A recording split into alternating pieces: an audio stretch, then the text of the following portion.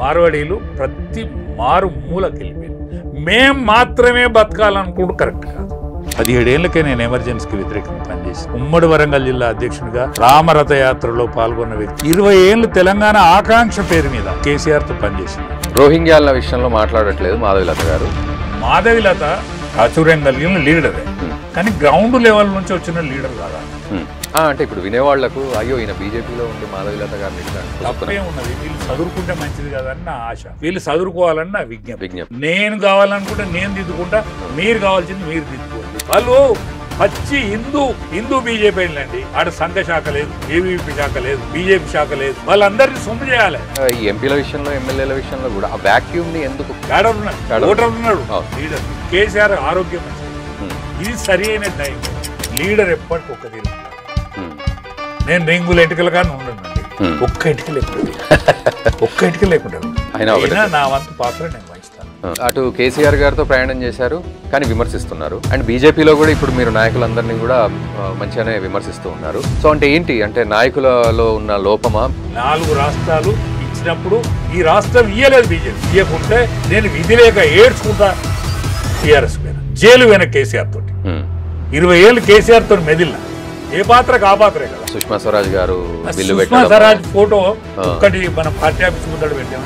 అంటే చిత్తశుద్ధితో అనుకోవట్లేదన్నా బీజేపీ వాళ్ళు. ఇంకా వెంకయ్య నాయుడు కనసాలలో నడుపుతుంది. వెంకయ్య నాయుడు ఏమన్నా అనుకుంటాడు, భయపడతాడు. వెంకయ్య నాయుడుకు దండం పెట్టి చెప్తాను, ఇప్పటికీ మీరు తలుచుకుంటే తెలంగాణలో బీజేపీ రాజ్యం వస్తుంది. మీకు దమ్ము ధైర్యం ఉంటే నన్ను సస్పెండ్. నేను ఒక్కసారి తెలంగాణలో బీజేపీ ముఖ్యమంత్రిని చూసి చచ్చిపోవాలి.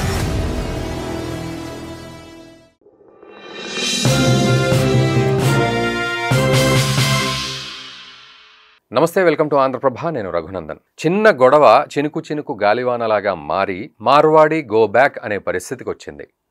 మరి ఇందులో మార్వాడీల తప్పు ఉందా ఈ మాట రావడానికి? అసలు మార్వాడీలు ఏం దౌర్జన్యం చేస్తున్నారు, లేదా అసలు మార్వాడి గో బ్యాక్ అని ఎందుకు అనాల్సి వస్తోంది? ఇక్కడ తప్పు మార్వాడి వాళ్ళదా లేకపోతే అవతలి వాళ్ళదా? అసలు ఏం జరుగుతోంది? దీన్ని మనం ఏ కోణంతో చూడాలి? అఫ్కోర్స్ ఆ దెబ్బలు తిన్న పిల్లవాడు కాంప్రమైజ్ అవుతున్నాము మేము అన్నట్టుగా సంథింగ్ ఏదో మాట్లాడారు, ఈ గొడవ సద్దుమణిగేలా మాట్లాడిన పరిస్థితి ఉంది అని అంటున్నప్పటికీ అసలు ఈ మార్వాడి గో బ్యాక్ ఉద్యమం ద్వారా మనం నేర్చుకోవాల్సిన గుణపాఠం ఏంటి? ఇదొక ఎత్తైతే, భారతీయ జనతా పార్టీ మరొక సంవత్సరం వరకు ఇలాంటి లుకలుకలతోటే చతికిలబడి మిగిలిపోతుందా, లేకపోతే ఏదైనా కొత్త సమీకరణాలతోటి భవిష్యత్తులో ఊపందుకొని అధికారంలోకి వస్తుందా తెలంగాణలో? ఈరోజు తమిళనాడులో బీజేపీ పరిస్థితి ఏంటి? ఇది గనక చూసుకున్నట్లయితే రాబోయే రోజుల్లో అసలు తెలంగాణలో బీజేపీ ఊసు ఉంటుందా? అండ్ స్వయంగా బీజేపీ నేతలు చేస్తున్న తప్పులేమిటి? ముఖ్యంగా మార్వాడీల విషయంలో మాధవిలత గారు మాట్లాడిన మాటలపై రెస్పాన్స్ ఏమిటి? మరి రోహింగ్యాల గురించి ఎవరు మాట్లాడతారంటే సమాధానం ఏంటి? అండ్ బీజేపీ నేతలు ఎవరి కనుసన్నల్లో నడుస్తుండడం వల్ల బీజేపీ తెలంగాణలో ఇంకా విజృంభించని పరిస్థితి? ఇదంతా ఒక ఎత్తైతే, అటు ఫ్యూచర్ సిటీకి ఫ్యూచరే లేదు అంటున్న కేటీఆర్ గారి వ్యాఖ్యల్ని కౌంటర్ చేసేది ఎవరు? నిజంగా ఫ్యూచర్ లేదా హైదరాబాద్కి, లేదా ఆ ఫ్యూచర్ సిటీకి ఫ్యూచర్ లేదా? మరి హైదరాబాద్ పాత్ర ఏమిటి? ఇవన్నీ కూడా మనం మాట్లాడదాం. చాలా అంశాలు ఉన్నాయి. ఇంకా కేసీఆర్ గారి పాత్ర ఏంటి, కోదండరామ్ గారి పాత్ర ఏంటి, వాళ్ళ మధ్యలో ఉన్న డిఫరెన్సెస్ ఏంటి, వైరుధ్యాలు ఏమిటి, రకరకాల అంశాలు ఉన్నాయి. మనతో పాటు BJP state leader Rajaiah Yadav గారు ఉన్నారు. వారితో మాట్లాడి చాలా అంశాలపై మనం వారిని ప్రశ్నిద్దాం, వారి దగ్గర నుంచి సమాధానాలు తీసుకుందాం. నమస్కారం రాజయ్య యాదవ్ గారు, వెల్కమ్ టు ఆంధ్రప్రభ. నిజానికి సార్ మార్వాడి గో బ్యాక్ వరకు వెళ్ళింది చిన్న ఇష్యూ. ఆ పిల్లాడు మళ్ళీ మీడియా ముందుకు వచ్చేసి ఇది మేమేం తేల్చుకుంటాం, ఇది పెద్ద పంచాయతీ కాదు అని చెప్పి ఆయన చెప్పేశాడు. ఈవెన్ తెలంగాణ శ్యామ్ కూడా అసలు మార్వాడీలందరికీ మేము అది కాదు, వ్యతిరేకం కాదని ఆయన ప్రతి డిబేట్లో ఆయన చెప్తూ ఉన్నాడు. అండ్ పొలిటికల్ లీడర్స్ కూడా మాధవిలత గారు లాంటి వాళ్ళు కూడా దాని మీద రెస్పాండ్ అయ్యారు. మళ్ళీ ఆమెను కూడా కౌంటర్ చేశారు చాలామంది. సరే, ఇదంతా ఓకే, గడిచింది. ఇక్కడ వరకు అన్ని యూట్యూబ్లు వాడుకున్నాయి. నా ఉద్దేశం ఏంటంటే సార్, దీని నుంచి మనం ఎటువంటి ప్రశ్నలు వేసుకోవాలి మనకు మనం అంటే? ఒకటే సార్, సోషల్ మీడియాకు ఏదైతే గౌరవం పెరుగుతుందో, రెస్పాన్స్ పెరుగుతుందో, ఆ రెస్పాన్స్ కాపాడుకోవాల్సిన అవసరం సోషల్ మీడియా మీద కూడా ఉన్నది. ఎందుకంటే ఇదివరకు పేపర్ చదువుకునేది అందరం, టీవీల ముందర కూర్చొని చూసేది. టీవీలల్లో సీరియల్ తప్ప ఏం చూస్తలేరు, పేపర్ చదువుతలేరు. సెల్ ఉన్న ప్రతి ఒక్కరికి సోషల్ మీడియా అందుబాటులో ఉంటుంది. బాధ్యతాయుతంగా మెదలవలసిన అవసరం సోషల్ మీడియా కూడా ఉన్నది. ఎందుకంటానంటే అద్వాన్ని 3 సార్లు చంపిండండి సోషల్ మీడియా. అద్వాని గారిని 3 సార్లు చంపిండు. ఇది కరెక్ట్ కాదు కదా. అద్వాని గారిని, కొంతమంది సినిమా వాళ్ళని నిన్నగాక మొన్న ఎవరిని చంపారు. ఎందుకంటే సోషల్ మీడియా మీద రెస్పాన్స్ ఏదైతే పెరుగుతుందో ఆ రెస్పాన్స్ను కాపాడుకోవాల్సిన అవసరం సోషల్ మీడియా కూడా ఫస్ట్ ఉన్నది. నేను విజ్ఞప్తి చేస్తాను, నేను ఒక ఎల్డర్గా, ఒక పెద్దవానిగా. నాకు నూనె మీసము రింగుల ఇంటికెళ్ళి ఉన్న కాంచెలు నేను రాజకీయాల్లో ఉన్నా. ఈ సోషల్ ఒక యాక్టివిటీ, గ్రామాలలో జరిగేటువంటి యాక్టివిటీ మీద నేను పాల్పంచుకున్న వ్యక్తిని. నేను 17 ఏళ్ళకు దోతి కట్టుకొని బయటకు వచ్చిన వ్యక్తిని. అందుకనే మీరు దయచేసి సోషల్ మీడియా మీకు పెరుగుతున్న ఆదరణ ఏదైతున్నదో దాన్ని సద్వినియోగం చేసుకొని పామర జనం కూడా మిమ్మల్ని చూస్తాను. పామర జనం కూడా మిమ్మల్ని చూస్తాను. ఎందుకంటే సోషల్ మీడియా ఇప్పుడు నేను బీజేపీలో నా జీవితం ఆరంభమైంది. 17 ఏళ్ళకే నేను ఎమర్జెన్సీకి వ్యతిరేకంగా పనిచేసిన.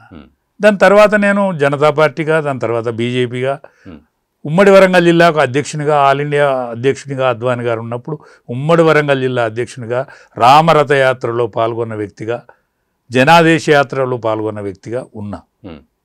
20 ఏళ్ళు తెలంగాణ ఆకాంక్ష పేరు మీద 20 ఏళ్ళు కేసీఆర్తో పనిచేసిన. నన్ను ఇవాళ ఏదైనా పెళ్లికి పోయినా, పేరంటానికి పోయినా, నమస్తే రాజన్న నీ వీడియో చూస్తానా అని ఆదరిస్తూ ఉన్నారు.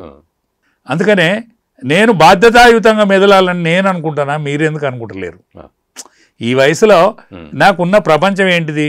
ఇవాళ నన్ను కూడా ఇవాళ పామర జనం, చిన్నపిల్లలు, లేడీసు వీళ్ళందరూ గుర్తిస్తానులని నేను బాధ్యతాయుతంగా మెదులుదామని నేను అనుకుంటానా? మీరు ఎందుకు అనుకుంటారు? దయచేసి మీరు అనుకోండి. అంటే ఒక వ్యూవర్షిప్ అనే హడావుడిలో పడి తొందరపడి ఏం జరుగుతుందో అనే విశ్లేషణ కూడా మర్చిన సందర్భాలు చాలా ఉంటున్నాయి, కొంత దురదృష్టకరంగా. ఒకటే, ఇప్పుడు మనిషిని కుక్క గర్తే వార్త కాదు, కుక్కను మనిషి గర్తే వార్త అవుతుంది. ఇది నిజమా? ఇది నిజం కాదు కదా. ఇది నిజం కాదు. కానీ వార్తకు చాలా బాధ్యతాయుతమైన బరువు కలిగిన బాధ్యత ఉన్నది. అందుకని వార్తను ప్రచురించే ముందు కానీ, లేకపోతే వార్తను ప్రసారం చేసే ముందు కానీ ఆలోచించి చేయాల్సిన అవసరం ఉన్నది. కాబట్టి బాధ్యతాయుతంగా అందరం కూడా మెదలాలే వాళ్ళ పరిధిలా అని నా విజ్ఞప్తి. ఓకే. సో ఈ మార్వాడి గో బ్యాక్ విషయంలో మీ అభిప్రాయం ఏంటి? అంటే పొలిటికల్గా కాకుండా పర్సనల్గా ఆలోచించినప్పుడు. ఒకటి సార్, ఒక మనస్తత్వం చెప్తాం మీకు. చంద్రమండలం పోవడానికి ఒక ఇంటర్వ్యూ పెట్టిండ్రట. ఇంటర్వ్యూ పెట్టి ఒక సింధీ వాడిని, ఒక మార్వాడిని, ఒక సిక్కులైనని ఇంటర్వ్యూకి పిలిచిండ్రు. సిక్కులైనని ముందుగా నీ కోరిక ఏందా, నువ్వు చంద్రమండలం పోవాలంటే నాకు ₹1 కోటి ఇవ్వండి, నేను మా ఇంటికాడ ఇచ్చిపోతా, నేను చచ్చినా బతికినా ఏం లేదు, నేను వెళ్ళిపోతా అని చెప్పిండట. దాని తర్వాత మార్వాడేనా అన్నాడు, నాకు ₹2 కోట్లు ఇవ్వండి. ఎందుకు ఆయనకి 2 కోట్లు? ₹1 కోటి ఇక్కడ మా పిల్లలకు వీళ్ళందరికీ ఇచ్చిపోతా, ₹1 కోటి పట్టుకొని నేను చంద్రమండలం పోతా, అక్కడ ఏమైనా అవకాశం ఉంటే బిజినెస్. ఓకే. సింధీ వాడిని అడిగిన, నేను వీళ్ళని నిందిస్తలేను సుమా, వాళ్ళ కెపాసిటీ, వాళ్ళ తెలివి, వాళ్ళ ఆలోచన విధానం.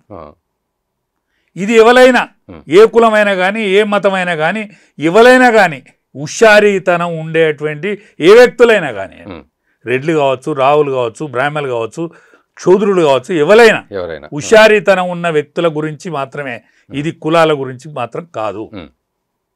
సింధీ ఆయన అడిగితే ఏమన్నాడంటే, నాకు 3 కోట్లు ఇవ్వండి. ఎందుకయ్యా నీకు 3 కోట్లు? ₹1 కోటి నన్ను సెలెక్షన్ చేసిన కింద నీకు ఇస్తా. అమ్మా, ఇది కూడా ఆలోచించండి. ₹1 కోటి నన్ను సెలెక్షన్ చేసిన కింద నువ్వు తీసుకో. నువ్వు తీసుకున్నాకనే నాకు 2 కోట్లు. నువ్వు తీసుకున్నాకనే కిట్ బ్యాంక్ ఉంటారు కదా, కిట్ బ్యాంక్, నువ్వు తీసుకున్నాకనే నాకు తదిమ 2 కోట్లు. ఇప్పుడు కంపల్సరీ సెలెక్ట్ చేయాలి ఇక్కడ, కన్నా కంపల్సరీ సెలెక్షన్ చేయాలి. మరి తదిమ 2 కోట్లు ఏం చేస్తావు? ₹1 కోటి సిక్కులు ఆయనకి ఇచ్చి పంపుతా. ₹1 కోటి అన్నాడు కదా డిమాండ్, నా ముందటనే ఇంటర్వ్యూ జరిగింది. ₹1 కోటి సిక్కులు ఆయనకి ఇచ్చి పంపుతా. అంటే సిక్కులు ఆయన అంటే బ్రాడ్ మైండ్తో ఉండేటోడు, ఏం సిక్కు ఆలోచించనోడు. ఇప్పుడు సిక్కులాయన అనే కులం కాదు సుమా, ఆలోచన విధానంలో ఆ విధంగా ఉండేతోంది. ఇవాళ ప్రభుత్వాలు కానీ అవినీతి కానీ ఇది దృష్టిలో పెట్టుకుని నేను చెప్తాను. ఓకే, 1 కోటి ఇచ్చాయని పంపుతా, 1 కోటి పట్టుకుని నేను ఇంటికి పోతా. హ్యాపీ, బాగుంది సార్. అంటే ఇవాళ ఆయన ఎవరైతే ఉన్నాడో ఆ అబ్బాయి ఏదైతే దెబ్బలాడినలో ఆయన సిలిండర్ అయ్యిండు. తెలంగాణ శ్యామ్ అనేది అనేది తెలంగాణ లేకపోతే ఇంకెక్కడన్నా అనేది ఆయన ఆలోచించుకోవాలి. తెలంగాణ శ్యామ్ అనేది మనం తెలంగాణలో విస్తృతమైన మనస్తత్వం ఉంటుంది. ఎవడింటికి వచ్చినా అన్నం పెట్టే మనస్తత్వం ఉంటుంది. ఈ తెలంగాణ శ్యామ్గా కూడా మరి తెలంగాణ ఆయన ఇంకెక్కడి నుంచి వచ్చిన ఆయన కానీ ఇక్కడ శిక్ష పెట్టే ముచ్చట చేయొద్దు సుమా, చెయ్యనని అంటాండ. మేము కూడా ఎవరికి కిలాఫ్గా అంటున్నాం అంటే మంచిదే, అంటే మంచిదే. కానీ నేను నేను ఇవాళ పొద్దున ఒక వీడియో చూసిన, తెలంగాణ శ్యామ్ పార్లమెంటు పోటీ చేసి 132 ఓట్లు తెచ్చుకొని కుండ గుర్తు మీద పోటీ చేసి తెలంగాణ శ్యామ్ కొంచెం ఇవన్నీ ఎక్కడెక్కడియో కొన్ని కొంట కథలు చేస్తాడని విన్నాం. అలా నిజమేంతో తెలియదు.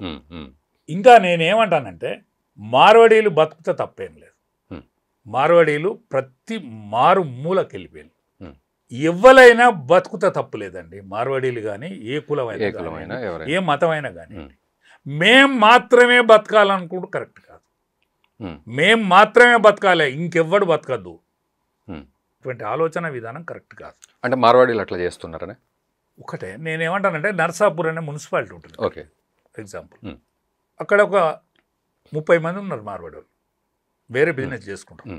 ఓకే, అక్కడ చెప్పుల దుకాణాలు ముస్లింలు చేసుకుంటారు. మార్వాడ ఆయన చెప్పుల దుకాణం పెట్టాడు. కాంపిటీషన్. కానీ ప్రతి దాంట్లోకి మీరు పోయి వాళ్ళ జీవితాలను ఆగం చేయకండి. మీరు ఉండండి, మీ వ్యాపారం విస్తరించుకోండి. ప్రతి దాంట్లో మీరు వేలు పెట్టి స్థానికుల కోపతాపాలకు గురి కాకండి. అంటే మరి ఎట్లా, మరి వీళ్ళు ఏం చేయాలి, ఎట్లా అంటే అంటే అటు పెట్టొద్దనా? నేనేమంటానంటే మీరు బతికే కాడికి బతకండి, మేము మాత్రమే బతకాలనే ఆలోచన నుంచి కొంచెం దూరంగా అండి. మేము మాత్రమే బతకాలనే ఆలోచన విధానాన్ని కొంచెం దూరంగా అండి. సర్దుకుంటే ఏం తప్పలేదు కదా. అంటే ఎట్లా ఎవ్వడు తినొద్దు అని అనుకునే మనస్తత్వం కంటే మేము మాత్రమే తినాలనుకునే మనస్తత్వం నుంచి కొంచెం తగ్గితే మంచిది కదా. ఎందుకంటే ఎదుటోని కోపానికి కూడా గురి కావద్దు కదా.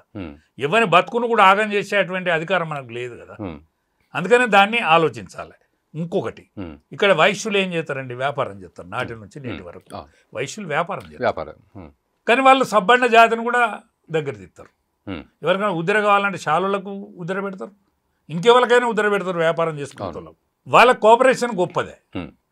కానీ మార్వాడీస్ ఎవరు ఉంటారు, ఎక్కడున్న వాళ్ళను రప్పించుకొని వ్యాపారం చేసుకుంటారు. అది కోపతాపాలకు తావిస్తుంది. ఇది విశ్వనగరంగా విరాజిల్లే నగరం. ఈ నగరాని యొక్క ఆలోచన విధానానికి తగ్గట్టుగా మీరు మెదలండి. రాజకీయ పార్టీలు కూడా ఉన్నాయి ఇక్కడ. ఇవాళ తెలంగాణను తెచ్చిన పార్టీగా, తెలంగాణను ఇవాళ ఆంధ్రులు ఇక్కడ నుంచి వెళ్ళిపోతారు అనుకున్నారు. తెలంగాణ వచ్చిన తర్వాత ఆంధ్రులు అందరూ మంచిగానే ఉన్నారు. వాళ్ళని ఎవరేం ఇబ్బంది పెడతలేరు, చాలా గొప్పగా ఉన్నారు. వాళ్ళు లీడర్లు కూడా ఇవాళ అసెంబ్లీ మెంబర్లు కూడా, ఈ నగరంలో అసెంబ్లీ మెంబర్లు కూడా. ఇవాళ నిజామాబాద్లో కమ్మాస్ వాళ్ళ అసెంబ్లీ మెంబర్లు కూడా. అందుకని అన్ని విధాలు ఉన్నారు కాబట్టి అందరినీ ఆదరించేటువంటి ప్రాంతం కాబట్టి సమతుల్యాన్ని పాటించాలి. పోతే రాజకీయ పార్టీలు కూడా వాళ్ళ వాళ్ళ విధానాన్ని చెప్పాలి. ఓకే సార్, అంటే పార్టీల ముందు కూడా ఇష్యూలోకి వెళ్తే ఇప్పుడు మీరు అన్నారు వాళ్ళనే తెచ్చుకొని అని. అంటే ఇప్పుడు మార్వాడి వాళ్ళు ఎక్కడి నుంచో వచ్చారు, లేదా ఇక్కడనే చాలామంది ఇక్కడనే మేము పుట్టి పెరిగాము అని చెప్తూ ఉన్నారు. ఇక్కడ పుట్టి పెరిగిన సో వాళ్లకు నమ్మకంగా వాళ్ళ వ్యక్తులనే పెట్టుకోవడం, ఆఖరికి వాళ్ళు చేసే బిజినెస్లో ఆటో డ్రైవర్లు కూడా వాళ్ళనే పెట్టుకోవడం అనేది అంటే వాళ్ళను పోషించుకునే ప్రయత్నం చేస్తున్నట్టు భావించాలా, లేకపోతే ఇతరుల ఉద్యోగాలని కొల్లగొట్టినట్టు? ఒకటి ఏంటంటే సొంత జనం మీద ప్రేమ ఉండడం సహజం. అది ఎక్కడైనా ఉంది, పాలిటిక్స్లో ఉంది, సినిమాలో ఉంది, బిజినెస్లో ఉంది, ప్రాంతంలో ఉంది. కానీ మరీ కులగజ్జి కానీ మరీ ఉండడం కరెక్ట్ కాదు. ఉంటే ఇటువంటి పరిణామాలు ఫేస్ చేయాల్సిన అవసరం ఏర్పడుతుంది. ఈ సమాజంకు దెబ్బ, ఇది మంచిది కాదు. ఇవాళ బీసీలు ఉన్నారండి, అత్యధిక సంఖ్యలో బీసీ ఎస్సీ ఎస్టీలు ఉన్నారు. 78 సంవత్సరాల వాళ్ళు 1000 ఏళ్ళ బానిసత్వానికి 78 ఏళ్ళ స్వాతంత్రంలో వాళ్ళు తూతుకు మంత్రంగానే అనుభవించారు. ఇవాళ బీసీ లోకం కూడా లేచింది రాజకీయాల్లో. వాళ్ళను కూడా కనిపెట్టుకొని మెదలవలసిన అవసరం. మిగతా తతిమ్మ క్యాస్ట్కి కానీ తతిమ్మ పార్టీలకు కానీ ఉన్నది. అట్లనే అన్ని విషయాలలో కూడా ఇది వ్యాపారం కావచ్చు, ఉద్యోగాలు కావచ్చు, మిగతా విషయాలలో కూడా పలు జాగ్రత్తలు పాలించే పార్టీలు, ఇదివరకు పాలించిన పార్టీలు కానీ ఇవాళ తెలుగుదేశం పార్టీ పరిపాలించింది, ఇక్కడ అధిక సంవత్సరాలు కాంగ్రెస్ పార్టీ పరిపాలించింది, 9.5 సంవత్సరాలు తెలంగాణను తెచ్చిన పార్టీ పరిపాలించింది. ఇవాళ యావత్ ప్రపంచం యావత్ దేశంలో మొట్టమొదటిసారి అనేక సంవత్సరాల నుంచి పోరాడి ఇవాళ 3 సార్లు కూడా ప్రధానమంత్రి అయినటువంటి బీజేపీ పరిపాలిస్తుంది. ఎన్డీఏ రూపంలో అనేక రాష్ట్రాలలో పవర్లు ఉన్నది, బీజేపీ రూపంలో కూడా అనేక రాష్ట్రాల్లో పవర్లు ఉన్నది. ఈ విషయం మీద మీ యొక్క విధానం చెప్పండి. మీరు ఎమ్మెల్యేలు అవుతారు, ఎంపీలు అవుతారు, పెద్ద మనుషులు అవుతారు, మంత్రులు అవుతారు, ఇవన్నీ అవుతారు, కానీ మీ యొక్క రాజకీయ పార్టీ యొక్క ఆలోచన విధానం చెప్పాలి. ఇవాళ కమ్యూనిస్టులకు ఇక్కడ ప్రాధాన్యత లేవు కావచ్చు, ఒక్కలే ఎమ్మెల్యేలు ఉండొచ్చు, కానీ మీరు జాతీయ పార్టీ, మీ యొక్క ఆలోచన విధానాన్ని కూడా చెప్పాలి.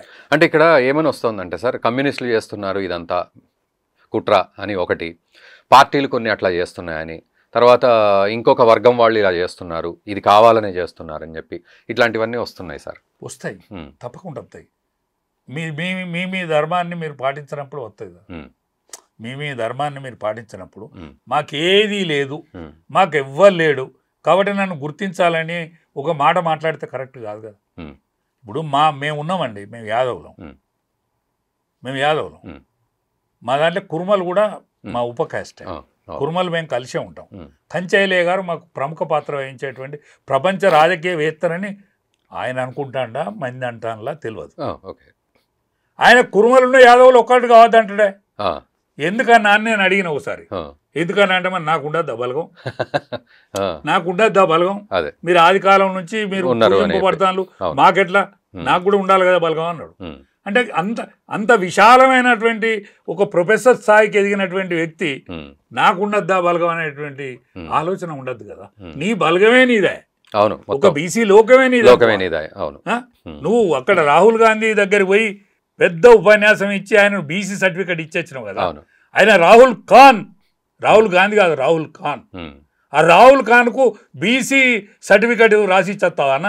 అయినా నువ్వు కంచేలా నువ్వు చాలా గొప్ప వ్యక్తివి, నువ్వు ప్రాచుర్యం కలిగిన వ్యక్తి, రాహుల్ ఖాన్ కు నువ్వు బీసీ సర్టిఫికెట్ ఇచ్చేస్తావా? అటువంటి వాళ్ళ మనస్తత్వం. నేనేమంటానంటే మీరందరూ కూడా సమాజ హితం కోసం పనిచేయండి, సమాజంలో ఉండేటువంటి లొల్లుల కోసం పనిచేయకండి. ఇప్పుడు రాక్షసత్వం అనేది ఏంటిదండి? రాక్షసులు అంటే ఈ కొమ్ములు ఇవన్నీ ఉంటాయా? రాక్షసుల కొమ్ములు, ముక్కు ఇంత పొడుగు, చెవులు ఇంత పెద్దగా ఏమి ఉండవు. క్రూరత్వం అంతా ఉంటుంది, క్రూరత్వం అట్లుంటది ఉంటది. పోతే మనం పీడిస్తూ ప్రజలు ఇట్లా చూపెడితేనే అర్థం చేసుకుంటారు కావచ్చు అని అనుకుంటారు. అనుకునేందుకు మాత్రమే మనకు చూపెడతాను. మనిషి లోపలే మానవత్వం ఉంటుంది, మనిషి లోపలనే మానవుడే మహనీయుడు అనేటువంటి పద్యం వాటికి రాలే. ఇప్పుడు నీ లోపల భగవంతుడు ఉంటాడు, నీ లోపల రాక్షసుడు ఉంటాడు, నువ్వు దేవుని నమ్మనోని కూడా ఈ లక్షణాలు ఉంటాయి, దేవుని నమ్మనోని కూడా ఈ లక్షణాలు ఉంటాయి. ఇవి ఎవడైతే సమాజంలో నేను అనుకున్నతోడు, గుర్తించేటోడు, సమాజంలో పలానా వ్యక్తి అని గుర్తింపు కలిగినోడు, వాడు చేసే పొరపాటుతోటే ఇవన్నీ పరిణామాలు. అంటే బతక నేర్చినోడు కానీ బతికినోడు కానీ ఇప్పుడు ఉన్నోళ్ళు కానీ ఒళ్ళు జాగ్రత్తగా పెట్టుకొని బతకాల్సిన రోజులున్నాయి. ప్రపంచం ఎడ్డిది కాదు సుమా. ఇప్పుడు ఒక ఏలు చూపెడితే 4 ఏళ్ళు నీ మోకాన చూపెడతాయి. అందుకని ప్రపంచం ఎడ్డిది గుడ్డిది కాదు. ఇవాళ ప్రపంచీకరణలో అనేక పరిణామాలు జరుగుతున్నాయి. ఈ పరిణామాలను దృష్టిలో పెట్టుకొని సంఘంలో వ్యక్తులు, శక్తులు, ఇవాళ పార్టీలు, ఇవన్నీ కూడా మెదలకుంటే మీకు గుణపాఠం ఉంటుంది. ఇక్కడ ఇంకొకటి సార్, ఇప్పుడు మార్వాడి వాళ్ళు ఎక్కువగా అందరినీ వాళ్ళనే పెట్టుకోవడం అనేది కూడా కొంచెం మంచి పద్ధతి కాదు. అందరినీ కలుపుకొని పోవాలి. మరి మార్వాడి గోబ్యాక్ అనేది ఎట్లా, దాన్ని ఎట్లా అర్థం?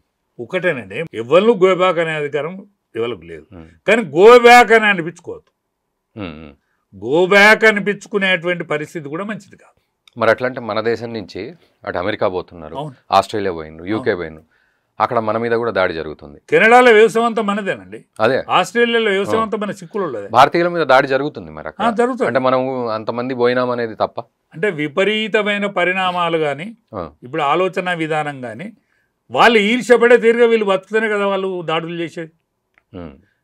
వాళ్ళు ఇష్టపడే తీరుగా వీళ్ళు బతుకునే కదా దాడులు చేసేది. ఇప్పుడు అక్కడ పుట్టిన వాళ్ళకి ఏం కాదండి, మన దగ్గర నుంచి పోయిన వాళ్ళకే ఈ ఆంభావం. అక్కడ పుట్టి పెరిగిన పిల్లల్ని చూసిన నా ఇద్దరు బిడ్డ పిల్లలు ఉంటారు, వాడు ఒకడు సామాన్లు స్టోర్లకు చేరవేస్తాడు, వాడు బతకడానికి వానికి ఏం బేషేజాలు ఉన్నాయి, వాడే నెక్కరేసుకుంటాడు, మంచిగా పోయి సప్లై చేస్తాడు. ఇంకొక మనవాడు 5th యూనివర్సిటీలో చదివిండు, క్లెవరు, కానీ వాడు ఆ స్కూల్లో ఆ యూనివర్సిటీకి కావాల్సినటువంటి పని చేసి బతుకుతాడు. అక్కడ వాళ్ళకి ఏమి లేదు, ఇక్కడ నుంచి పోయిన నా బిడ్డకు నా అల్లుడికే ఇబ్బంది ఉంటుంది. అంటే ఇక్కడ నుంచి పోయిన వాళ్ళ ఫాల్స్ ప్రెస్టేజే ఇబ్బంది పెడతా అండి. ఒకసారి నా బిడ్డను అడుగుంటే నేను అక్కడ చర్చిలు అమ్ముతానట. చర్చిలు అమ్ముతా అంటే ఈ మన ఇవాళ గుజరాతీలు కొంటానట. పోయినా ఆ బిడ్డ నేను ఎప్పుడన్నా ఒక్కసారి పోయినా అను అంటే నేను ఒక్కసారి పోయినా నాన్న, కానీ వాళ్ళ బంగారం చూసి ఇక నేను ఇంట్లో చూస్తే నేను పిచ్చిదాని వరకు చూస్తానని నేను మళ్ళీ ఒకసారి పోలేదు రా నా చెప్పింది. అంటే మనం మంది ఈర్చబడేటట్టు బతకద్ది ఎక్కన కూడా. అంటే అక్కడ ఉండే సామాన్యులు ఎవరైతున్నారో, అక్కడ ఉండే భూమిపుత్రులు ఎవరైతున్నారో వాళ్ళని ఈర్ష గొలిపేటట్టుగా మీరు బతికితే ఇప్పుడు కరెక్టే సార్. ఇప్పుడు మీరు అన్న ప్రకారం మనం అక్కడికి పోయి మనం అక్కడ ఎకానమీకి మనం కాంట్రిబ్యూట్ చేసినాం కదా, మన ఇంటలెక్చువల్ అంతా కూడా అక్కడికి పోయి చేసినారు కదా, మరి ఆ మాత్రం కాంట్రిబ్యూషన్ చేసినప్పుడు ఉండాల్సిన హక్కు ఆ రకంగా హక్కు ఉంటుంది. ప్లస్ ప్రతి మనిషికి ఎక్కడైనా బతకగలిగే ఫండమెంటల్ హక్కు అయితే ఉన్నది కదా. వీడు ఇక్కడే ఉండాలి, ఇక్కడనే స్థిరత్వం ఉండాలి అనేది ఏం లేదు కదా. ఉండాలి కానీ ఇంకొకరిని వేలెత్తి చూపే, ఇంకొకరిని ఏలన చేసేటువంటి మనస్తత్వం ఈర్ష పుట్టేటట్టుగా నువ్వు మెదలకు. అవును, ఇప్పుడు మార్వాడీలు కూడా మేము ఇక్కడనే పుట్టాము పెరిగాము, అందరు పుట్టిండ్రు. నేను మా దగ్గర మహబాద్ అని ఉంటుంది, మహబాద్లో లీడర్లే వాళ్ళు, మహబాద్లో లీడర్లే వాళ్ళు, వాళ్ళని ఆలోచించకుండా ఎవ్వడు కూడా ఏం పని చేయడు. కానీ వాళ్లకు అక్కడుండే స్థానికులకు మంట పుట్టే తీరుగా బతుకుతే ఎట్లా? అందుకనే ఎవరి జాగ్రత్తగా వాళ్ళు ఉండాలి. అంటే వాళ్ళు స్థానికులు కాదా? స్థానికులే మార్వాడీలు ఇప్పుడు స్థానికులే, అక్కడ స్థానికులే. ఇప్పుడు ఆడ రెడ్ల పెత్తనం నడుతుందండి అనేక సంవత్సరాల నుంచి. రెడ్లు పోయి ఇవాళ ఎస్టీలు పరిపాలిస్తున్నారు. రోజులు మారినాయి, రోజులు మారిన ప్రకారం మెదలాలి. ఎవరైనా దీనికి సమాజానికి అతికేటట్టుగా మెతికేటట్టుగా ఇబ్బంది కాకుండా బతికితే సంతోషం అండి. ఎవరైనా సమాజాన్ని ఇబ్బంది పెట్టే తీరుగా బతికితే ఇబ్బంది అయింది. ఇక్కడ అంటే నేను ఆపోజిట్ అనట్లేదు, సపోర్టివ్ అనట్లేదు. ఇప్పుడు తెలంగాణలో ఆంధ్ర వాళ్ళ పెత్తనం బాగా పెరిగిపోయి మీరు అన్నట్లు బాగా ఇబ్బంది పడే టైంలో తెలంగాణ ఉద్యమం అనేది వచ్చింది. ఇప్పుడు కొంత దానికి చిన్నగా ఒక పాత్ర కనుక చూసినట్టయితే మార్వాడీల ఈ పద్ధతి ఎక్కువైపోవడం వల్ల గో బ్యాక్ మార్వాడి అని వచ్చింది అని కొంత. అంటే ఇది చిన్న చిన్న ఆసానం, ఎవలకు పేరుకు ఊరుకు రానే వ్యక్తులు కూడా కొంతమంది ఉంటారు. మందర తెలుసా అండి, రామాయణంలో మందర పాత్ర, ఆమెకు గూని ఉండేనట. గూని ఉండే వంగిపోయి ఉండేది. అందరు గూనిదని అసహించుకునేది. గూనిదని అసహించుకుంటే సమాజం మీద ఈర్ష పుట్టింది దానికి. ఈర్ష పుట్టి రామాయణం దాంతోనే స్టార్ట్ అయింది. రాముడు వనవాసం పోవాల్సిన యుద్ధం ఇవన్నీ జరగాల్సిన పరిస్థితులు ఏర్పడ్డాయి. ఎందుకైనా సమాజంలో ఎడ్డోనైనా గుడ్డోనైనా మంచిగా చూస్తే ఏం కాదు, మంచిగా చూసే మనస్తత్వాన్ని నేర్చుకో. సో మరి ఏం గుణపాఠం అంటే ఏం చెప్తారు ఈ మార్వాడి ఇష్యూలో? మార్వాడీలు పెద్ద మనసు చేసుకోవాలి. మార్వాడీలు పెద్ద మనసు చేసుకోవాలి. ఎందుకంటే మీరు గొప్పగా బతుకుతాను, గొప్పగా బతికితోడే పెద్ద మనసు చేసుకొని బతకాలి. మిగతా సమాజాన్ని కలుపుకోవాల్సిన అవసరం గొప్పగా బతికతోని మీదనే ఉంటుంది. ఎవడైనా రెడ్డి కానీ, రావు కానీ, వెల్మ కానీ, ఇంకెవడు కానీ, బ్రాహ్మడు కానీ, కోమటి కానీ, ఇంకెవడు కానీ, ఎవడైతే సమాజంలో అందరికంటే సుఖంగా బతాడో వాడు ఈ సమాజాన్ని సర్దవలసిన బాధ్యత కూడా వాని నెత్తి మీదనే ఉంటుంది. పార్టీలు కూడా ఇవి ప్రజల పంచాయతీలు లేకపోతే కోట్ల పంచాయతీలు, బ్రాహ్మణుల పంచాయతీలు ఇవి అని అనుకోవద్దు. మీ విధానాన్ని చెప్పండి. ఈవెన్ ప్రభుత్వం కూడా దాని మీద పెద్దగా శ్రద్ధ పెట్టిన పరిస్థితి లేదు. వాళ్ళకు ఉండే తిప్పలు వాళ్ళకు ఉన్నాయి. వాళ్ళకి ఎన్ని తిప్పలు ఉన్నా పరిపాలించడం నువ్వు కదా. పరిపాలించడం చెప్పాలి, పాలకపక్షం చెప్పాలి, ప్రతిపక్షం చెప్పాలి. మిగతా పక్షాలు కూడా పాలకపక్షం, ప్రతిపక్షం కాని పక్షం కూడా ఉన్నది కదా, వాళ్ళు కూడా చెప్పాలి. ఇప్పుడు ఆల్ ఇండియాకు సంబంధించిన కమ్యూనిస్ట్ పార్టీ కానీ, ఆల్ ఇండియాకు సంబంధించినటువంటి 8 మంది పార్లమెంట్ మెంబర్లు ఉన్నారండి బీజేపీలు, 8 మంది అసెంబ్లీ మెంబర్లు ఉన్నారు. వాళ్ళు చెప్పద్దా వాళ్ళ విధానాన్ని? వాళ్ళ విధానాన్ని కూడా వాళ్ళు కూడా చెప్పాలి కదా, అందరు కూడా చెప్పాలి. ఉమ్. నేను బీజేపీ చెప్తానండి, అదే అదే అదే. తప్పేమున్నదండి? అవును. ఏ పార్టీ అయితే ఉన్నది, ఉమ్. మొట్టమొదటి మనిషి కదా, ఉమ్. నువ్వు మనిషి అయినాకనే పార్టీ అవును. సో ఆ బాధ్యతగా చెప్పాల్సిన పరిస్థితి. చెప్పాలి. రోహింగ్యాల విషయంలో మాట్లాడట్లేదు మాధవీలత గారు, వీళ్ళ విషయంలో మాత్రం తెగ కలగజేసుకుంటుంది అనే మాట ఉంది. So as a BJP person నేనే అడుగుతున్నాను, మరి రోహింగ్యాల విషయంలో ఏంటి? ఒక్కటేనండి, రోహింగ్యాలని తోళ్ళు ఇక్కడి వాళ్ళైతే కాదు. కాదు, ఇక్కడి వాళ్ళు కానప్పుడు వాళ్ళ మీద ఆల్ ఇండియా పార్టీ, ఆల్ ఇండియాలో ప్రభుత్వం, ఆల్ ఇండియాలో ప్రభుత్వం కలగజేసుకొని వాళ్ళ ప్రాంతాలకు పంపుతుంది. మాధవిలత ఒక ప్రాచుర్యం కలిగిన లీడరే, కానీ గ్రౌండ్ లెవెల్ నుంచి వచ్చిన లీడర్ కాదు ఆమె. ఆమె మొన్న ఏకదమ్ పార్లమెంట్ టికెట్ ఇచ్చిండ్రు, ఆమె ప్రాచుర్యంలో ఇవాళ ఓఐసి వాళ్ళతో పోటీ చేసింది కాబట్టి ఆమెకు గుర్తింపు ఫేమ్ వచ్చింది, గుర్తింపు వచ్చింది, పేరు వచ్చింది, ప్రతిష్ఠ వచ్చింది. ఆమె మాట కానీ వాక్ చతురత కానీ ఇవన్నీ చాలా బాగున్నాయి. కానీ మళ్ళీ ఓడిపోయినాక ఆమె జాడలేదు. ఎందుకు? మొన్న కూడా ఈ కలెక్టర్ల విషయంలో, అంటే దేవాలయం విషయంలో కూడా ఎప్పుడు వచ్చింది, ఆమె ఆశపడుతుంది ఇప్పుడు మన ఇక్కడ ఉప ఎన్నిక వస్తుందని. ఇన్ని రోజులు అడ్రస్ లేదు. నేను మా పార్టీ అయినా చెప్తానా, సోదరి మనకి చెప్తాను, నేను పార్టీ అంటే అవసరం ఉన్నప్పుడే కనిపించద్దు అంటే అట్లా కాదు సార్. ఇప్పుడు దాని గురించి కూడా, ఆ దేవాలయం గురించి కూడా కొట్లాడడం, కలెక్టర్ దగ్గరికి పోవడం, దేవాలయం గురించి మాట్లాడుతుంది. ఇప్పుడు ఎమ్మెల్యే గారు, రాజీనామా పెట్టిన ఎమ్మెల్యే గారు కూడా గట్టిగానే మాట్లాడుతాను. అవును. ఇప్పుడు మా యాదవ్ జర్నలిస్టు అంటే అట్లా కాదు సార్, మాట్లాడకపోతే ఫ్రేమ్ లో లేదు అని మీరు అనుకుంటున్నట్ట, లేకపోతే మాట్లాడడం ఎన్నికల కోసమే అని అన్నట్ట? ఎన్నికలు ముందట వచ్చిన ఆపద గురించి మాట్లాడితే అనుకోవాల్సిన అవసరం ఏర్పడుతుంది. పార్టీ అంటే ఎప్పటి పట్టుకొని ఏడవాలి, పార్టీ అంటే పట్టుకొని ఏడవాలండి. నాకేం బాధ్యత లేదండి, నేను క్రియాశీల కార్యకర్తను మాత్రమే. నేను టీఆర్ఎస్లో అనేక పదవులు చేస్తాను, బీజేపీలో నేను ఆల్ ఇండియా అధ్యక్షుడు అద్వాని గారు ఉన్నప్పుడు నేను వరంగల్, ఉమ్మడి వరంగల్ జిల్లాకు అధ్యక్షుడు ఉంటుంది. కానీ నేను ఏ పార్టీలో ఎప్పుడు ఉన్నా కూడా నా పాత్ర నేను చేస్తాను. మీరెందుకు చేయరండి? మీరు కూడా చేయాలి, చేయాలన్నా విజ్ఞప్తి, డిమాండ్ కూడా కాదు, విజ్ఞప్తి. ఎందుకంటే క్రియాశీలకంగా ఉండేది వాళ్ళందరూ కూడా క్రియాశీలకంగా పాల్గొనాలి. నేను అసెంబ్లీలో అడుగు పెడతానే మాట మాట్లాడడం. సో అంటే ఇప్పుడు నీకు అవకాశం అయితే అడుగు పెడతారు తప్పకుండా.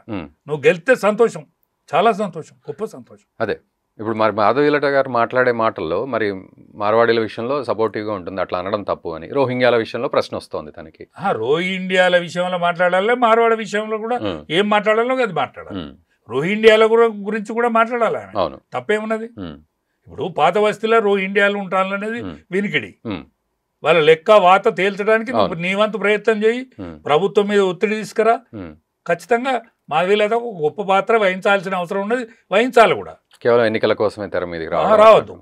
ఎన్నికలు ఉన్నా ఒక్క తీరుగానే ఉండాలి, ఎన్నికలు లేకున్నా ఒక్క తీరుగానే ఉండాలి.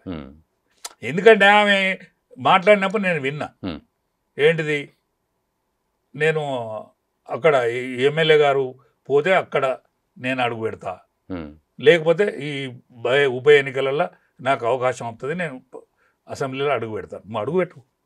నువ్వు అడుగు పెట్టు, కానీ నువ్వు ఎప్పటికీ ఒక్క తీరు ఉండు అని నా విజ్ఞప్తి. ఎందుకంటే లీడర్ ఎప్పటికీ ఒక్క తీరు ఉండాలండి.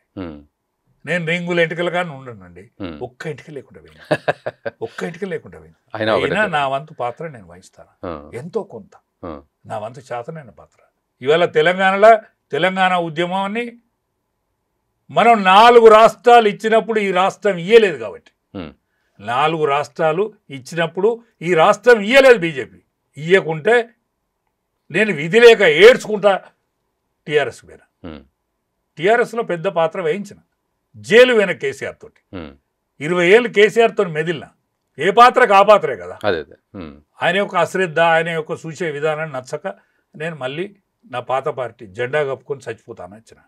నేను జెండా కప్పుకొని చచ్చిపోతాను వచ్చిన అని నేను ఊకుంటలేనే. నాకు కావాల్సిన పని కాలువరు ఎక్కువ ఆడిస్తాను కదా, నా పేదరికాన్ని కూడా లెక్క చేస్తలేను కదా, నేను తిరుగుతానే. మీకు వసతి ఉన్నది కదా, హైదరాబాద్ కదా, మీరు మీ యొక్క పాత్రను మీరు ఎందుకు వహించరు? మీరు మిగతా మొత్తం యావత్ తెలంగాణ అంతా ఎందుకు తిరగరు?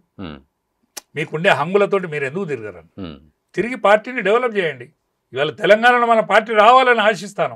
అంటే సరే పార్టీ గురించి మీరు అన్నారు కాబట్టి నేను అడుగుతున్నా, అంటే ఆ వ్యాక్యూమ్ని ఎందుకు బీజేపీ అది చేసుకోలేకపోతుంది? ప్రతిసారి కూడా ఏమైనా ప్రజల సమస్యలు ఉన్నా కూడా దాన్ని పూర్తిగా రిప్రజెంట్ చేయట్లేదు. ఒకవేళ ఎవరైనా రిప్రజెంట్ చేస్తే ఇంకొకళ్ళు రారు, ఒకళ్ళు రిప్రజెంట్ చేస్తే.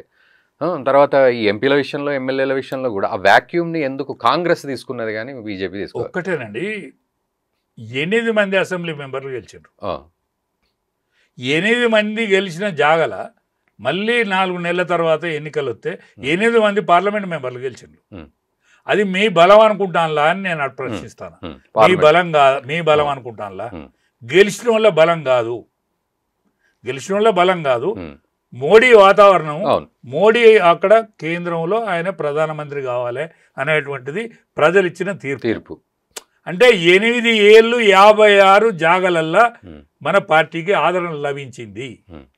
ఇంకో 5-10 సీట్ల మీద కూడా ఆదరణ లభించింది. దాన్ని ఎందుకు సొమ్ము చేస్తలేరు నేను ప్రశ్నిస్తానా. 8 మంది అసెంబ్లీ మెంబర్లు, 8 మంది పార్లమెంట్ మెంబర్లు, నిన్నగాక మొన్న అయినటువంటి ఎవరైతే అధ్యక్షుడు అయిండో ఆ అధ్యక్షుడు కూడా పాత పరిచయాలు ఉన్నాయి. కేంద్రంలో పలుకుబడి ఉన్నది. ఆయన సంఘ పరివారం నుంచో వచ్చినోడు, ఏబీవీపీ ఆదర్శంలో దెబ్బలు పడ్డోడు, దెబ్బలు కొట్టినోడు, ఒక మంచి ఫేమస్ అడ్వకేట్. వీళ్ళందరినీ దగ్గర తీసుకొచ్చి గ్రామాలకు తరలండి అనేటువంటి ఆలోచన విధానానికి ప్రాణం పోయండి. ఎందుకు డెవలప్ కాదు? యువతరం 18 ఏళ్ళ నుంచి 30 ఏళ్ళున్న యువతరం ఇవాళ బీజేపీకి ఆల్ ఇండియాలో కనెక్ట్ అయి ఉన్నది. మన మోడీ గారికి కనెక్ట్ అయిన వాళ్ళు పచ్చి హిందూ బీజేపీ అయినండి. ఆడ సంఘ శాఖ లేదు, ఏబీవీపీ శాఖ లేదు, బీజేపీ శాఖ లేదు. వాళ్ళందరినీ సొమ్ము చేయాలి, అంత బాధ్యత ఉన్నది. ఆ బాధ్యతను విస్మరిస్తాను. వీళ్ళకు లీడర్ లేడు. మా వాళ్ళకు క్యాడర్ ఉన్నది, ఓటర్ ఉన్నాడు, లీడర్ లేడు. సెకండ్ లీడర్ భర్తీ కావాల్సిన అవసరం ఉన్నది. సెకండ్ లీడర్ మాత్రం టీఆర్ఎస్లో ఉన్నాడు. ఉన్నాడండి. టీఆర్ఎస్లో సెకండ్ లీడర్ ఉన్నాడు. వాళ్ళ అంతర్గత కలహాలతో వాళ్ళు అట్లనే పాడైండ్రు. కేసీఆర్ ఆరోగ్యం మంచిగా లేదు. ఇది సరి అయిన టైము. మీ పార్టీ బీజేపీ, మన పార్టీ డెవలప్ కావడానికి సరి అయిన టైము. ఈ వేదికను మీరు సరిగ్గా వినియోగించుకోవాలని నా విజ్ఞప్తి. ఎట్లా ఇప్పుడున్న అధ్యక్షుడు కూడా ఎంతవరకు సక్సెస్ అవుతున్నారు? అంటే ఇప్పుడున్న ప్రోగ్రెస్ రిపోర్ట్ ఒక్కటేనండి, అధ్యక్షుడు న్యూట్రలే, ప్రజలకు సుచ్చుకుపోయేటువంటి కెపాసిటీ ఉన్న అధ్యక్షుడు కాదు. లీడర్ల దగ్గరికి మాత్రం లీడర్లకు పని చెప్పే కెపాసిటీ అయితే ఉన్నది ఆయన. ఓకే, ఇప్పుడు లీడర్లకు ఇప్పుడు తక్కువనానండి. 8 మంది పార్లమెంట్ మెంబర్లు, 8 మంది అసెంబ్లీ మెంబర్లు, శాసన మండలిలో 3 శాసన మండలి మెంబర్లు, వీళ్ళందరికీ వర్క్ పనిచేసాయి. వాళ్ళందరినీ ఉరికి అంటే అది జరుగుతుందా? జరుగుతలేదనే బాధతో చెప్తాను నేను. అది జరుగుతలేదనే బాధతో చెప్తాను. జరిగితే మంచిదే, ఎందుకంటే వాక్యం ఫుల్ఫిల్ అవుతుంది. ఇప్పుడు అవకాశం ఉన్నది. ఒక్కసారి టీఆర్ఎస్ దెబ్బతిన్నది. కేసీఆర్ ఆరోగ్య పరిస్థితి కనుక మంచుకుంటే వాళ్ళే హీరోలు అవుతారు, వాళ్ళు ఏం అనుమానం లేదు. కానీ అంతర్గత కలహాలతో నాశనం అవుతుంది అది. ఇప్పుడు ఆయన అధ్యక్షుడైన రోజే నేను కూడా యూనివర్సిటీలో తన్నులు తిన్నా, నేను తక్కువని కాదు అని బరాబర్ నేను అన్నట్టుగా చెప్పారు. చూస్తే ఏంటంటే నెక్స్ట్ ఇక అసలు మామూలుగా ఉండదు సినిమా అన్నట్టుగా చెప్పిండు ఆయన. తెల్లారు చూస్తే మళ్ళీ ఏం లేదు ఇప్పటివరకు. ఈలోపు ఆ అంతర్గత కలహాల విషయంలోనే ఈటల రాజేందర్ గారు కానీ, బండి సంజయ్ గారు కానీ మాట్లాడుకోవడాలు ఇవన్నీ ఎక్కువ తెర మీదకి వచ్చేసి, ఇవన్నీ ప్రతి పార్టీలో రేపు సీటు వస్తుందనే ప్రతి పార్టీలో ఉండేటువంటి లొల్లే ఈ పార్టీలో కూడా నడుస్తాను. ప్రతి పార్టీలో అంటే ఈ అధ్యక్ష పదవి వచ్చిన తర్వాత ముచ్చట నేను అనేది. అధ్యక్ష పదవి వచ్చిన తర్వాత రాజేంద్రమ్మ గారి మధ్య కానీ, ఈ మన ఇది బండి సంజయ్ గారి మధ్య కానీ పరోక్షంగా ఒకళ్ళ పేరు ఒకళ్ళు పెట్టుకోలేదు, కానీ పరోక్షంగా ఆ సాంకేతికం జనాలకు అర్థమయ్యేటైతే మాట్లాడారు. ఇది మంచిది కాదు, ఎదగాల్సిన వ్యక్తులకి ఇది మంచిది కాదు. ఇప్పుడు టీఆర్ఎస్ పార్టీ, ఇప్పుడు బీజేపీ ఒక పెద్ద పొరపాటు చేసిందండి. ఫస్ట్ ఏం పొరపాటు చేసింది? 3 రాష్ట్రాలు ఇచ్చిన నాడు 4వ రాష్ట్రం గీయాల్సి ఉండేది దీన్ని. ఆనాడు ఇక్కడ చంద్రబాబు నాయుడు పరిపాలన ఉండే, ఆనాడు వెంకయ్య నాయుడు గారికి కేంద్రంలో ఇన్ఫ్లుయెన్స్ ఉండే, ఆయన ఆపిండు. ఎందుకంటే పార్టీ పెత్తనం కంటే కులమే డామినేట్ చేసింది. వాళ్ళిద్దరూ ఒక ఆలోచన విధానంతో దీన్ని నాశనం చేశారు. లేకపోతే 1200 మంది పిల్లలు బలిదానాలు అయ్యేది లేకుండే. ఇవాళ కేసీఆర్ కుటుంబం ఈ ముందడికి వచ్చేది లేకుండే. ఆనాడే తెలంగాణ అయితే ఆనాడే తెలంగాణ అయితే అంటే ఎప్పటి ముచ్చట మీరు అనేది 3 రాష్ట్రాలు ఇచ్చిండండి. ఉత్తరాఖండ్ ఇవన్నీ రాష్ట్రాలు ఇచ్చిండు. 3 రాష్ట్రాలు ఇచ్చినాడు, ఈ రాష్ట్రం కూడా ఇచ్చింది. అయిపోయేది. ఒక్క ఓటు 2 రాష్ట్రాలు అనుకని కాకినాడలో తీర్మానం కూడా చేశారు. మా వేణుగోపాల్ రెడ్డి గారు ఉండే ప్రధాన కార్యదర్శిగా ఆయన తీర్మానం కూడా చేయించిండు తిప్పలైనా కూడా. ఆనాడు ఈ రాష్ట్రం కనుక ఏర్పడితే ఇదంతా ఉండకపోవచ్చు. సినిమా వేరే తిరుగు 1200 మంది పిల్లలు అసలు భాషలు కాదు, అమాయకులు. అంత అమాయకుల మీద పడడం, ప్రజలంతా ఇదైపోవడం. ఇవాళ కేసీఆర్ కుటుంబం వీళ్ళకి వచ్చి ఈ లండు ఈ ఆలోచన విధానానికి తావుండకపోవు కదా.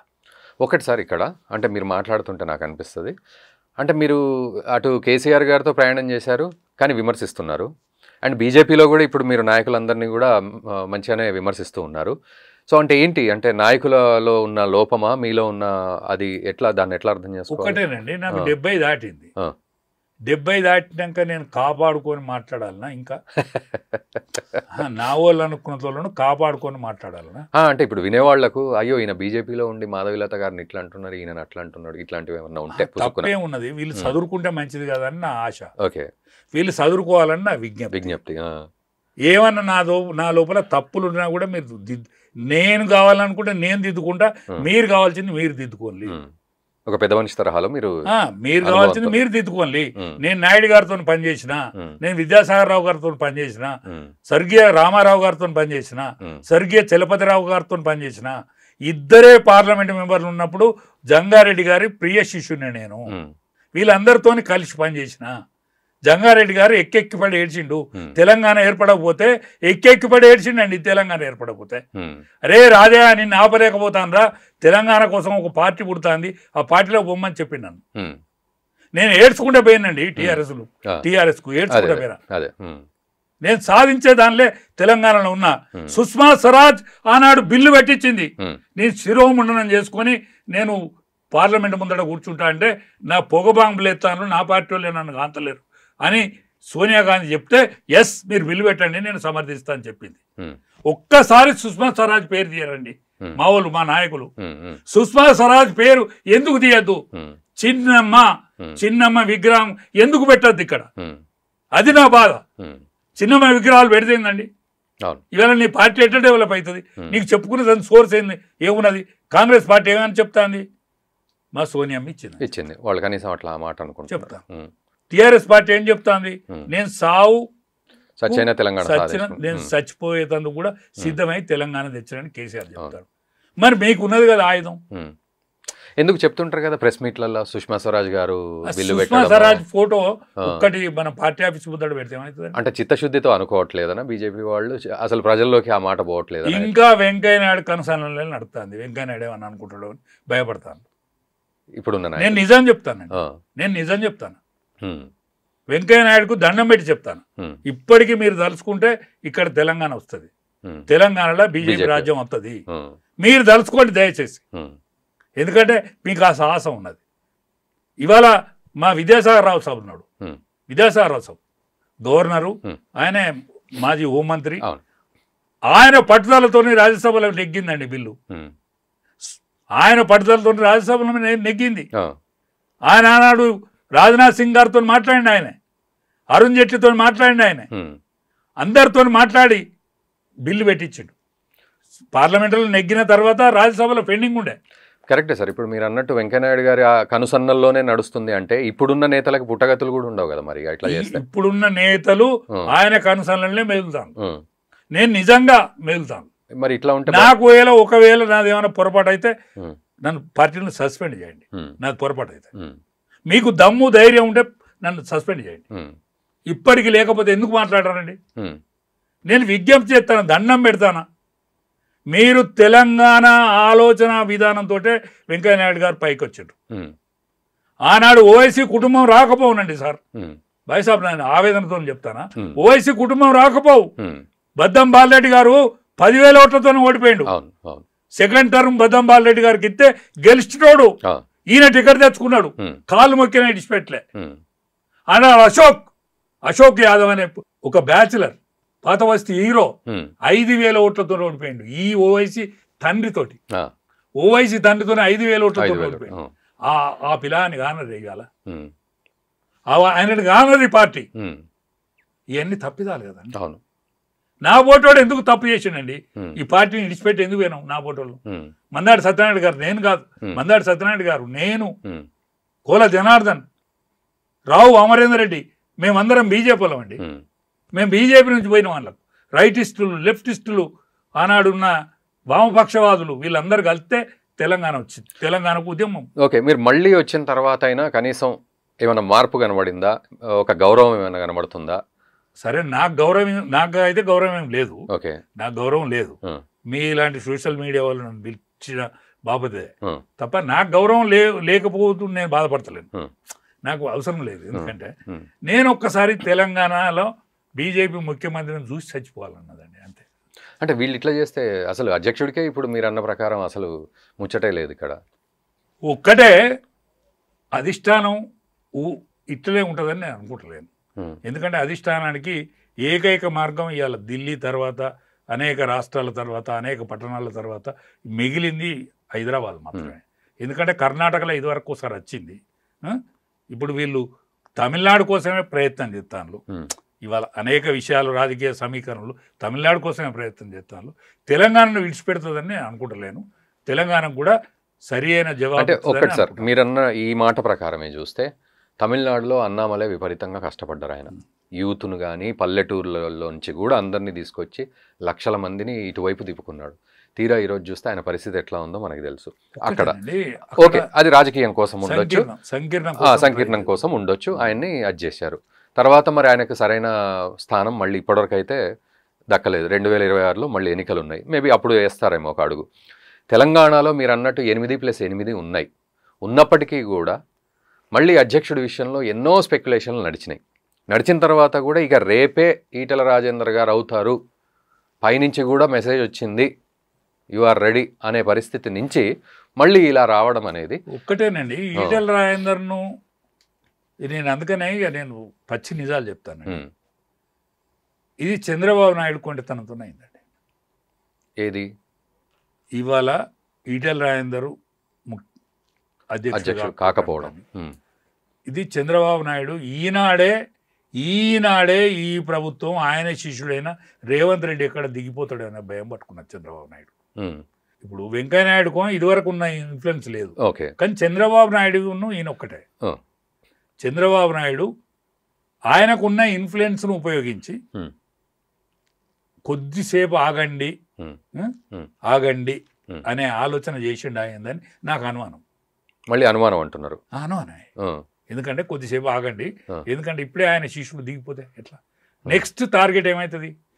ఇక్కడ తెలంగాణలో పార్టీ బలపడి ఇక్కడ రాష్ట్రం బీజేపీ రాష్ట్రం వస్తే నెక్స్ట్ దెబ్బ ఎవరికని? నెక్స్ట్ దెబ్బ ఆయన కొడుకే. రాజకీయాలలో ఈ దీర్ఘకాలికమైన ప్రమాదాలు ఉంటాయని గ్రహించుకుంటారు. అంటే ఎట్లా సార్, కొంచెం దాన్ని సింప్లిఫై చేయండి. ఒకటేనండి, తెలంగాణలో కనుక తెలంగాణలో ఈటెల రాజేందర్ను ప్రెసిడెంట్ చేసింది. ఓకే, టీఆర్ఎస్తో అనుబంధంగా పెరిగినోడు ఆయన. అవును, టీఆర్ఎస్ఏ ఆయన రాజకీయ జీవితం. టీఆర్ఎస్లో ఉన్న అసెంబ్లీ మెంబర్లు, పోయిన 10 మంది పార్లమెంట్ మెంబర్లు, పోయిన అసెంబ్లీ మెంబర్లు అందరూ జమ అవుతారు.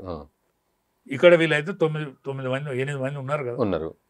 దాని తర్వాత రాజగోపాల్ రెడ్డి వర్గం. ఇవాళ అనేక రోజులు టీఆర్ఎస్లో ఉన్న రెవెన్యూ మంత్రి శ్రీనివాసరెడ్డి, పొంగులేటి, వీళ్ళందరూ కలిస్తే ఇయ్యాలే పడిపోదా? ఈ రోజే పడిపోతుంది. ఓకే, అంటే ఇక్కడ బీజేపీ ప్రభుత్వం వచ్చిన తర్వాత నెక్స్ట్ టార్గెట్ ఎవరంటే చంద్రబాబు నాయుడు. అంతే కదా. అందుకనే ఈ ప్రమాదాన్ని పసిగట్టి దీన్ని బంద్ చేసిండు అనేది నా అభిప్రాయం. కానీ ఆంధ్రాలో అంత లేదు కదా బీజేపీకి. మరి బీజేపీ లేదు. మళ్ళీ ఒకవేళ నిజంగా ప్రమాదం కావాలన్నా అది ఎప్పుడో. ఒకవేళ తెలంగాణలో ఖచ్చితంగా ప్రభుత్వం ఏర్పడినాడు నెక్స్ట్ టార్గెట్ అదే అవుతుంది. ఇది ఆబ్వియస్గా భవిష్యత్తులో జరిగే పని ఇది. ఎందుకంటే నెక్స్ట్ టార్గెట్ అదే అవుతుంది. ఎందుకంటే ఆయన సినిమా యాక్టర్, కాపు ఆడ కమ్మ కాపు లొల్లే నడుతుంది. అవును సార్. ఇప్పుడు పురంధేశ్వరి అయితే ఈ పార్టీలో ఉన్నది. ఈ రోజు కాకపోయినా భవిష్యత్తులో అయినా ఇన్ఎవిటబుల్ కదా. తెలంగాణలో బీజేపీ అధికారంలోకి రావాలనే అడుగులు వేస్తున్నామని ఎప్పటి నుంచో చెప్తున్నారు. తర్వాత నెక్స్ట్ ఆంధ్రానే అడుగు పడక తప్పది, అది రాక తప్పది. నెక్స్ట్ ఆంధ్రాలో కూడా రాక తప్పదు. అంతే కదా, ఇలా ఆల్రెడీ కూటమిలో ఉన్నారు కదా. అవును. కూటమి అనేది ఫస్ట్ స్టెప్ ఒకటి. అంతే. రేపు తమిళనాడులో కూడా అదే కదా జరగబోయేది. సో చంద్రబాబుకి ఎప్పుడైనా డేంజరే ఉంటుంది కదా. అండ్ చంద్రబాబు నాయుడు స్వయంగా అన్నమాట మోదీని ఎట్లా నమ్మాలి నమ్మొద్దు అనేది ఒకటే సార్. ఏదైనా కూడా సాధ్యమేనండి. ఇప్పుడు ఒకే ఒక సిద్ధాంతం దూరం పుట్టిన పార్టీ బీజేపీ. ఏక్ దేశ్ మే దో నిషాని నహీ రహేగా అని అక్కడ కశ్మీర్లో పుట్టిన పార్టీ ఇవాళ అనేక సంవత్సరాల తర్వాత ఒక్కసారి కాదు, 2 సార్లు కాదు, 3 సార్లు ప్రధానమంత్రి, ఒక బీసీ ప్రధానమంత్రి అయితే అయ్యే అవకాశం అయితే ఏర్పడ్డది కదా. అవును. అంటే ఇది ఆరంభం చిన్న కొద్దిది అవుతుంది. కానీ ఇవాళ ఏ దేశంలో పార్టీ రాబోయే రోజులు మంచి రోజులే వస్తాయని నేను అనుకుంటాను. ఓకే. సో ఇప్పుడు మీరు అన్నారు చంద్రబాబు నాయుడు వల్లేనేమో అని నా అనుమానం అన్నారు.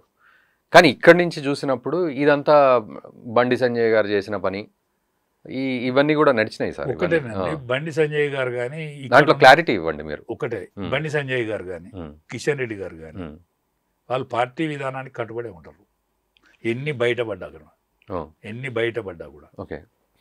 ఇప్పుడు కొంచెం సైడ్ పోయి మాట్లాడేటువంటి ధైర్యం, కెపాసిటీ నాయుడు గారు లాంటి వాళ్ళకే ఉంటుంది. ఓకే. సైడ్ పోయి మాట్లాడే, మీకు ఇప్పుడు కావాలా ఇంకా కొద్ది రోజులకు కావాలా అని మాట్లాడే చనువు కానీ, వాళ్ళు ఉండేటువంటి రాజకీయ అవసరం ఇప్పుడు ఏదైతున్నదో కేంద్రాన్ని ఆసరా చేసుకుని మాట్లాడేటువంటి చనువు వాళ్ళకు మాత్రమే ఉంటుంది, వీళ్ళకు ఉండదు. వీళ్ళు యువతల బయట ఇట్లా కనిపిస్తా అంటారు. అంటే రిపోర్ట్స్ పంపించినారు అంటారు కదా. రిపోర్ట్ కూడా వీళ్ళ రిపోర్ట్ తీసుకోరండి, వాళ్ళ రిపోర్ట్ వాళ్ళకు ఉంటుంది. అండ్ మరి అది ఎట్లా మరి ఇప్పుడు అంటే ఒకటేనండి, పార్టీ దీన్ని వదిలిపెట్టదండి. నాకు తెలిసి వదిలిపెట్టది. నా సుదీర్ఘమైన అనుభవంతో చెప్తాను నేను, పార్టీ ఈ రాష్ట్రాన్ని వదిలిపెట్టది. ఇది ఆబ్వియస్ సార్, ఎవరికైనా ఉన్న ఆలోచన కదా. ఇవాళ హరీష్ గారు కూడా కేంద్రంతో టచ్లో ఉండడానికి వింటాను నేను. అవును. నేను అనేక మందితో సత్సంబంధాలు ఉంటాయి. ఇప్పుడు వచ్చిన పరిస్థితుల్ని బట్టి సమీకరణాలను మార్చుకుంటూ పోవడం అనేది ఇట్స్ ఓకే, అది ఓకే. బట్ బిఫోర్ దట్ ఇట్లా చేయడం వల్ల ఫార్ములా మీరే మార్చినట్టు అవుతుంది. ఇప్పుడు ఈటెల రాజేందర్ గారిని చేయలేదు అని అంటున్నారు సార్. చేయకపోయినా కూడా ఇప్పుడు అయిన ప్రెసిడెంట్ ప్రమాదకారి కాదు, ఇప్పుడు చెడగొట్టటమే కాదు, దాన్ని స్టేబుల్ గా తీసుకెళ్తారు అంతే. స్టేబుల్ గా తీసుకెళ్తారు, మళ్ళీ ఎప్పుడు అవసరం అప్పుడు అప్ప చెప్తారు. చనువు ఉన్నది. ఆయన ఆల్ ఇండియా పార్టీ ఏ లైన్ లా తీసుకుపోవాలంటే ఆ లైన్ తయారుంటాడండి. మరి ఈయన గొడవలు సద్దుమణిగేటట్టు చేశారా మరి ఇప్పుడున్న అధ్యక్షులు? గొడవలేం లేవండి, పెద్ద గొడవలే. ఈ ఇంటర్నల్ గా నడిచింది కదా సార్. తాత్కాలికంగా ఇట్లా కనిపిస్తుంది, బరస్ట్ అయిపోయినారు కదా. తాత్కాలికంగా కనిపిస్తాయి. ఎంతసేపు ఉంటుందండి భార్యాభర్తల పంచాయతీ? ఎంతసేపు ఉంటుంది? ఊరి మీద పడ్డాం కదా ఊర్లో. ఒకటే భార్యాభర్తల పంచాయతీ ఎంతసేపు? అవును సార్, ఇప్పుడు సినిమా యాక్టర్లు కొంచెం కొట్లాడుకున్నట్టు ఏదన్నా వాసన వచ్చినా కూడా సోషల్ మీడియా మొత్తం ఊపేస్తుంది. సరే, సోషల్ మీడియా ఇదంతా తిరిగి ఎక్కడికో చేరుతుంది. కాదు కదా, సోషల్ మీడియా ఊపేస్తుంది. అవును, సోషల్ మీడియా ఊపేస్తుంది, అందులో ఏం అనుమానం లేదు. ఈ సోషల్ మీడియా అండ్ నిప్పులేందే పొగరాదు. నిజం, సోషల్ మీడియాకు నిప్పులేంది కూడా పొగచ్చేంత పవర్ఫుల్ సోషల్ మీడియా ఉన్నది. అట్లా కాదు సార్, మీడియాతోటే మాట్లాడినారు కదా ఆయన, ఈటెల రాజేందర్ గారు మాట్లాడినారు, బండి సంజయ్ గారు. సోషల్ మీడియాకు నిప్పు లేనిది కూడా పొగ తెచ్చి పొగను సృష్టించి నిప్పును సృష్టించేంత కెపాసిటీ ఉన్నది. ఇవాళ ప్రపంచంలో, ఇవాళ ఒక్క భారతదేశంలో కాదు, యావత్ ప్రపంచంలో ఇవాళ అధినేత అనుకునేటువంటి అమెరికన్ ప్రెసిడెంట్ కూడా 7 జర్ల నీళ్ళు తాగిస్తారు సోషల్ మీడియా. సో అంటే ఇప్పుడు ఇప్పటివరకు ఏమి గొడవలు ఏమి లేవు అంటున్నారా? ఉన్నా సర్దుమణిగినాయి అంటున్నారు. ఏదన్నా ఉన్నా కూడా చిన్న సర్దుకుంటారు, అయిపోయింది. రేపు ఆల్ ఇండియా అధ్యక్షుడు వస్తారు, వాళ్ళందరూ పరిపాలన. సో మరి ఆల్ ఇండియా, మీరన్న ఆల్ ఇండియా అధ్యక్షులు అని అన్నప్పుడు ఎట్లా మనం ఎక్స్పెక్ట్ చేయొచ్చు? అది ఎటువంటి సమీకరణాలు ఉంటాయి? ఒకటేనండి, ఇంకా ఇప్పుడు వాళ్ళు ఉత్తరాదిని దృష్టిలో పెట్టుకుని చేస్తారు. ఫస్ట్ ఏంటంటే వాళ్ళకు నెక్స్ట్ ఎన్నిక బీహార్, దాని తర్వాత ఎన్నిక యూపీ వస్తుంది, బెంగాల్ వస్తుంది. ఇవన్నీ దృష్టిలో పెట్టుకుని చేస్తారండి. ఎందుకంటే ఇప్పుడు ఉన్న నాయకులు మామూలు నాయకులు కాదు. ఇవాళ మా నరేంద్ర మోడీ గారు కానీ అమిత్ షా గారు కానీ రాజ్నాథ్ సింగ్ గారు కానీ వీళ్ళందరూ హేమా ఏమీలు మామూలు కాదు. అంటే బీసీ ఫార్ములా ఏదైనా ఉపయోగిస్తారా? ఇవాళ బీసీ కదనండి. ఇవాళ సువిశాలమైనటువంటి అంటే ఈ ఎన్నికల దృష్ట్యా సువిశాలమైన భారతదేశానికి ఒక్కసారి 2 సార్లు 3 సార్లు ఒక బీసీ ప్రధానమంత్రి. అంటే స్వాతంత్రం వచ్చిన తర్వాత మొదటిసారి, స్వాతంత్రం వచ్చినాక మొదటిసారి సువిశాలమైనటువంటి మధ్యప్రదేశ్కు ఒక యాదవ్ను ముఖ్యమంత్రి చేశారు. ఇప్పుడు జాట్స్ పరిపాలించినటువంటి రాష్ట్రానికి, మన దగ్గర రెడ్లు రావులు ఎట్లయితే పరిపాలించానో అటువంటి రాష్ట్రానికి ఒక బీసీ ముఖ్యమంత్రి చేశారు. ఇవాళ ఒరిస్సాలో ఒక ఎస్టీ ముఖ్యమంత్రిని చేసింది. మామూలు విషయం కాదండి. ఇవాళ బీసీ ఐడియాలజీని ఎవడు ఆపలేకపోతాను. ఎస్సీ ఎస్టీల ఐడియాలజీని ఎవరు ఆపలేకపోతా ఉన్నారు. ఇవాళ తమిళనాడులో ఏనాడో పుట్టింది, ఏనాడో బీసీ ఐడియాలజీ తమిళనాడులో పుట్టింది. దాన్ని కర్ణాటకకు తప్పనిసరి. కర్ణాటకలో వద్దనుకున్నా సిద్ధరామయ్యనే కాంగ్రెస్ పార్టీ చేయాల్సిన అవసరం ఏర్పడింది. అట్లనే ఇవాళ బీసీ ముఖ్యమంత్రి అన్నారు ఇక్కడ తెలంగాణలో. బీజేపీ బీసీ ముఖ్యమంత్రి అన్నాడు, కానీ వీడు అందుకోడో బీజేపీడు ఓటు మునిగిపోద్దు అని ఈ తెలంగాణ ప్రజానీకం మళ్ళా ఎన్నో కానీ ఆ పురుషాత్తు రావద్దు అంటే కాంగ్రెస్ పార్టీ కొట్లేస్తే రేవంత్ రెడ్డి దాన్ని ఢిల్లీని తిప్పుకున్నాడు. రేవంత్ రెడ్డి కొట్లేలే. రేవంత్ రెడ్డి మధ్య కేసీఆర్ మధ్య లడాయి అయితే కేసీఆర్ గెలుస్తాడు. వీళ్ళిద్దరి మధ్య పంచాయతీ కాలే. అన్నో కానీ కేసీఆర్ అద్దనుకుంటే కాంగ్రెస్ పార్టీ గెలిచింది. ఇట్లనే పరిణామాలు ఉంటాయండి. ఓటరు ఓడిపోడు సార్. ఇప్పుడు ఓటరు ఓడిపోడు, పార్టీలు ఓడిపోతాయి. ఈడ చైతన్యవంతమైన ఓటరు, తెలంగాణ ఓటరు యావత్ భారతావనంలో చైతన్యవంతమైన ఓటరు. మరి ఇప్పుడు అదే ఓటర్ ఇప్పుడు మళ్ళీ రేవంత్ రెడ్డిని తిడుతున్నారు కదా, ఎందుకు ఓటని? ఇక రేవంత్ రెడ్డి రేవుకు రాడు. రేవంత్ రెడ్డి అంటే రేవంత్ రెడ్డి రేవు కొత్తడా రాడా అనేది వేరే విడిచిపెట్టు. కాంగ్రెస్ పార్టీ రేవుకు రాదు. ఎందుకంటే ఆల్ ఇండియాలో అది కొవ్వొత్తు కరిగినట్టు కరుగుతుంది. దీపావళికి ఉన్న కొవ్వొత్తి తేడా ఉంటుందండి. కొవ్వొత్తి ఇంకో కొవ్వొత్తి పెట్టాల్సిందే, అంతే, రీప్లేస్ చేయాల్సి. దీపం అయితే నూనె పోసుకొని బతికెత్తే దీపం అవుతుంది. కానీ ఆల్ ఇండియాలోనే వాళ్ళ నాయకునికి క్రెడిబిలిటీ రావటం లేదు. సుప్రీంకోర్టు లాంటిది నువ్వు భారతీయుని మందలించేటువంటి పరిస్థితి ఏ ప్రతిపక్ష నాయకుని రాలేదు. కరెక్ట్గా రేవంత్ రెడ్డికి ఉన్న తనకు సొంత క్యాలిబర్ తోటి అయితే సొంత క్యాలిబర్ తోటి ఆయన ముఖ్యమంత్రిత్వాన్ని కాపాడుకుంటాడు. అవును, మళ్ళీ ఎన్నికలను ఫేస్ చేసి మొత్తం రణరంగాన్ని మార్చి ఆయన దిక్కు తిప్పుకునేటువంటి కెపాసిటీ రేవంత్ రెడ్డి కూడా లేదు. ఎందుకంటే ఆల్ ఇండియా పవర్ తో మాత్రమే జరిగేటి అన్ని. ఇక్కడ కేసీఆర్ వద్దనుకుంటే రేవంత్ ఇవాళ కాంగ్రెస్ పార్టీ వచ్చిందండి. ఇక్కడ ఓన్లీ కేసీఆర్ మధ్య ప్రజల మధ్య జరిగింది. అంటే మీరు అన్న ప్రకారం ఇప్పటికిప్పుడు కనుక ఎలక్షన్లు కనుక జరిగితే ఏంటన్నట్టు సిచ్యువేషన్? బీజేపీ గానీ రేవంత్ రెడ్డి ముచ్చట గానీ కాంగ్రెస్ ఇప్పటికిప్పుడే జరిగేదండి. అంటే చెప్తున్నా, హైపోథెటికల్ గా మాట్లాడతా. ఒకటే, ఇప్పటికిప్పుడు ఏమైనా చేస్తే సర్పంచ్ ఎన్నికలు చేస్తారు.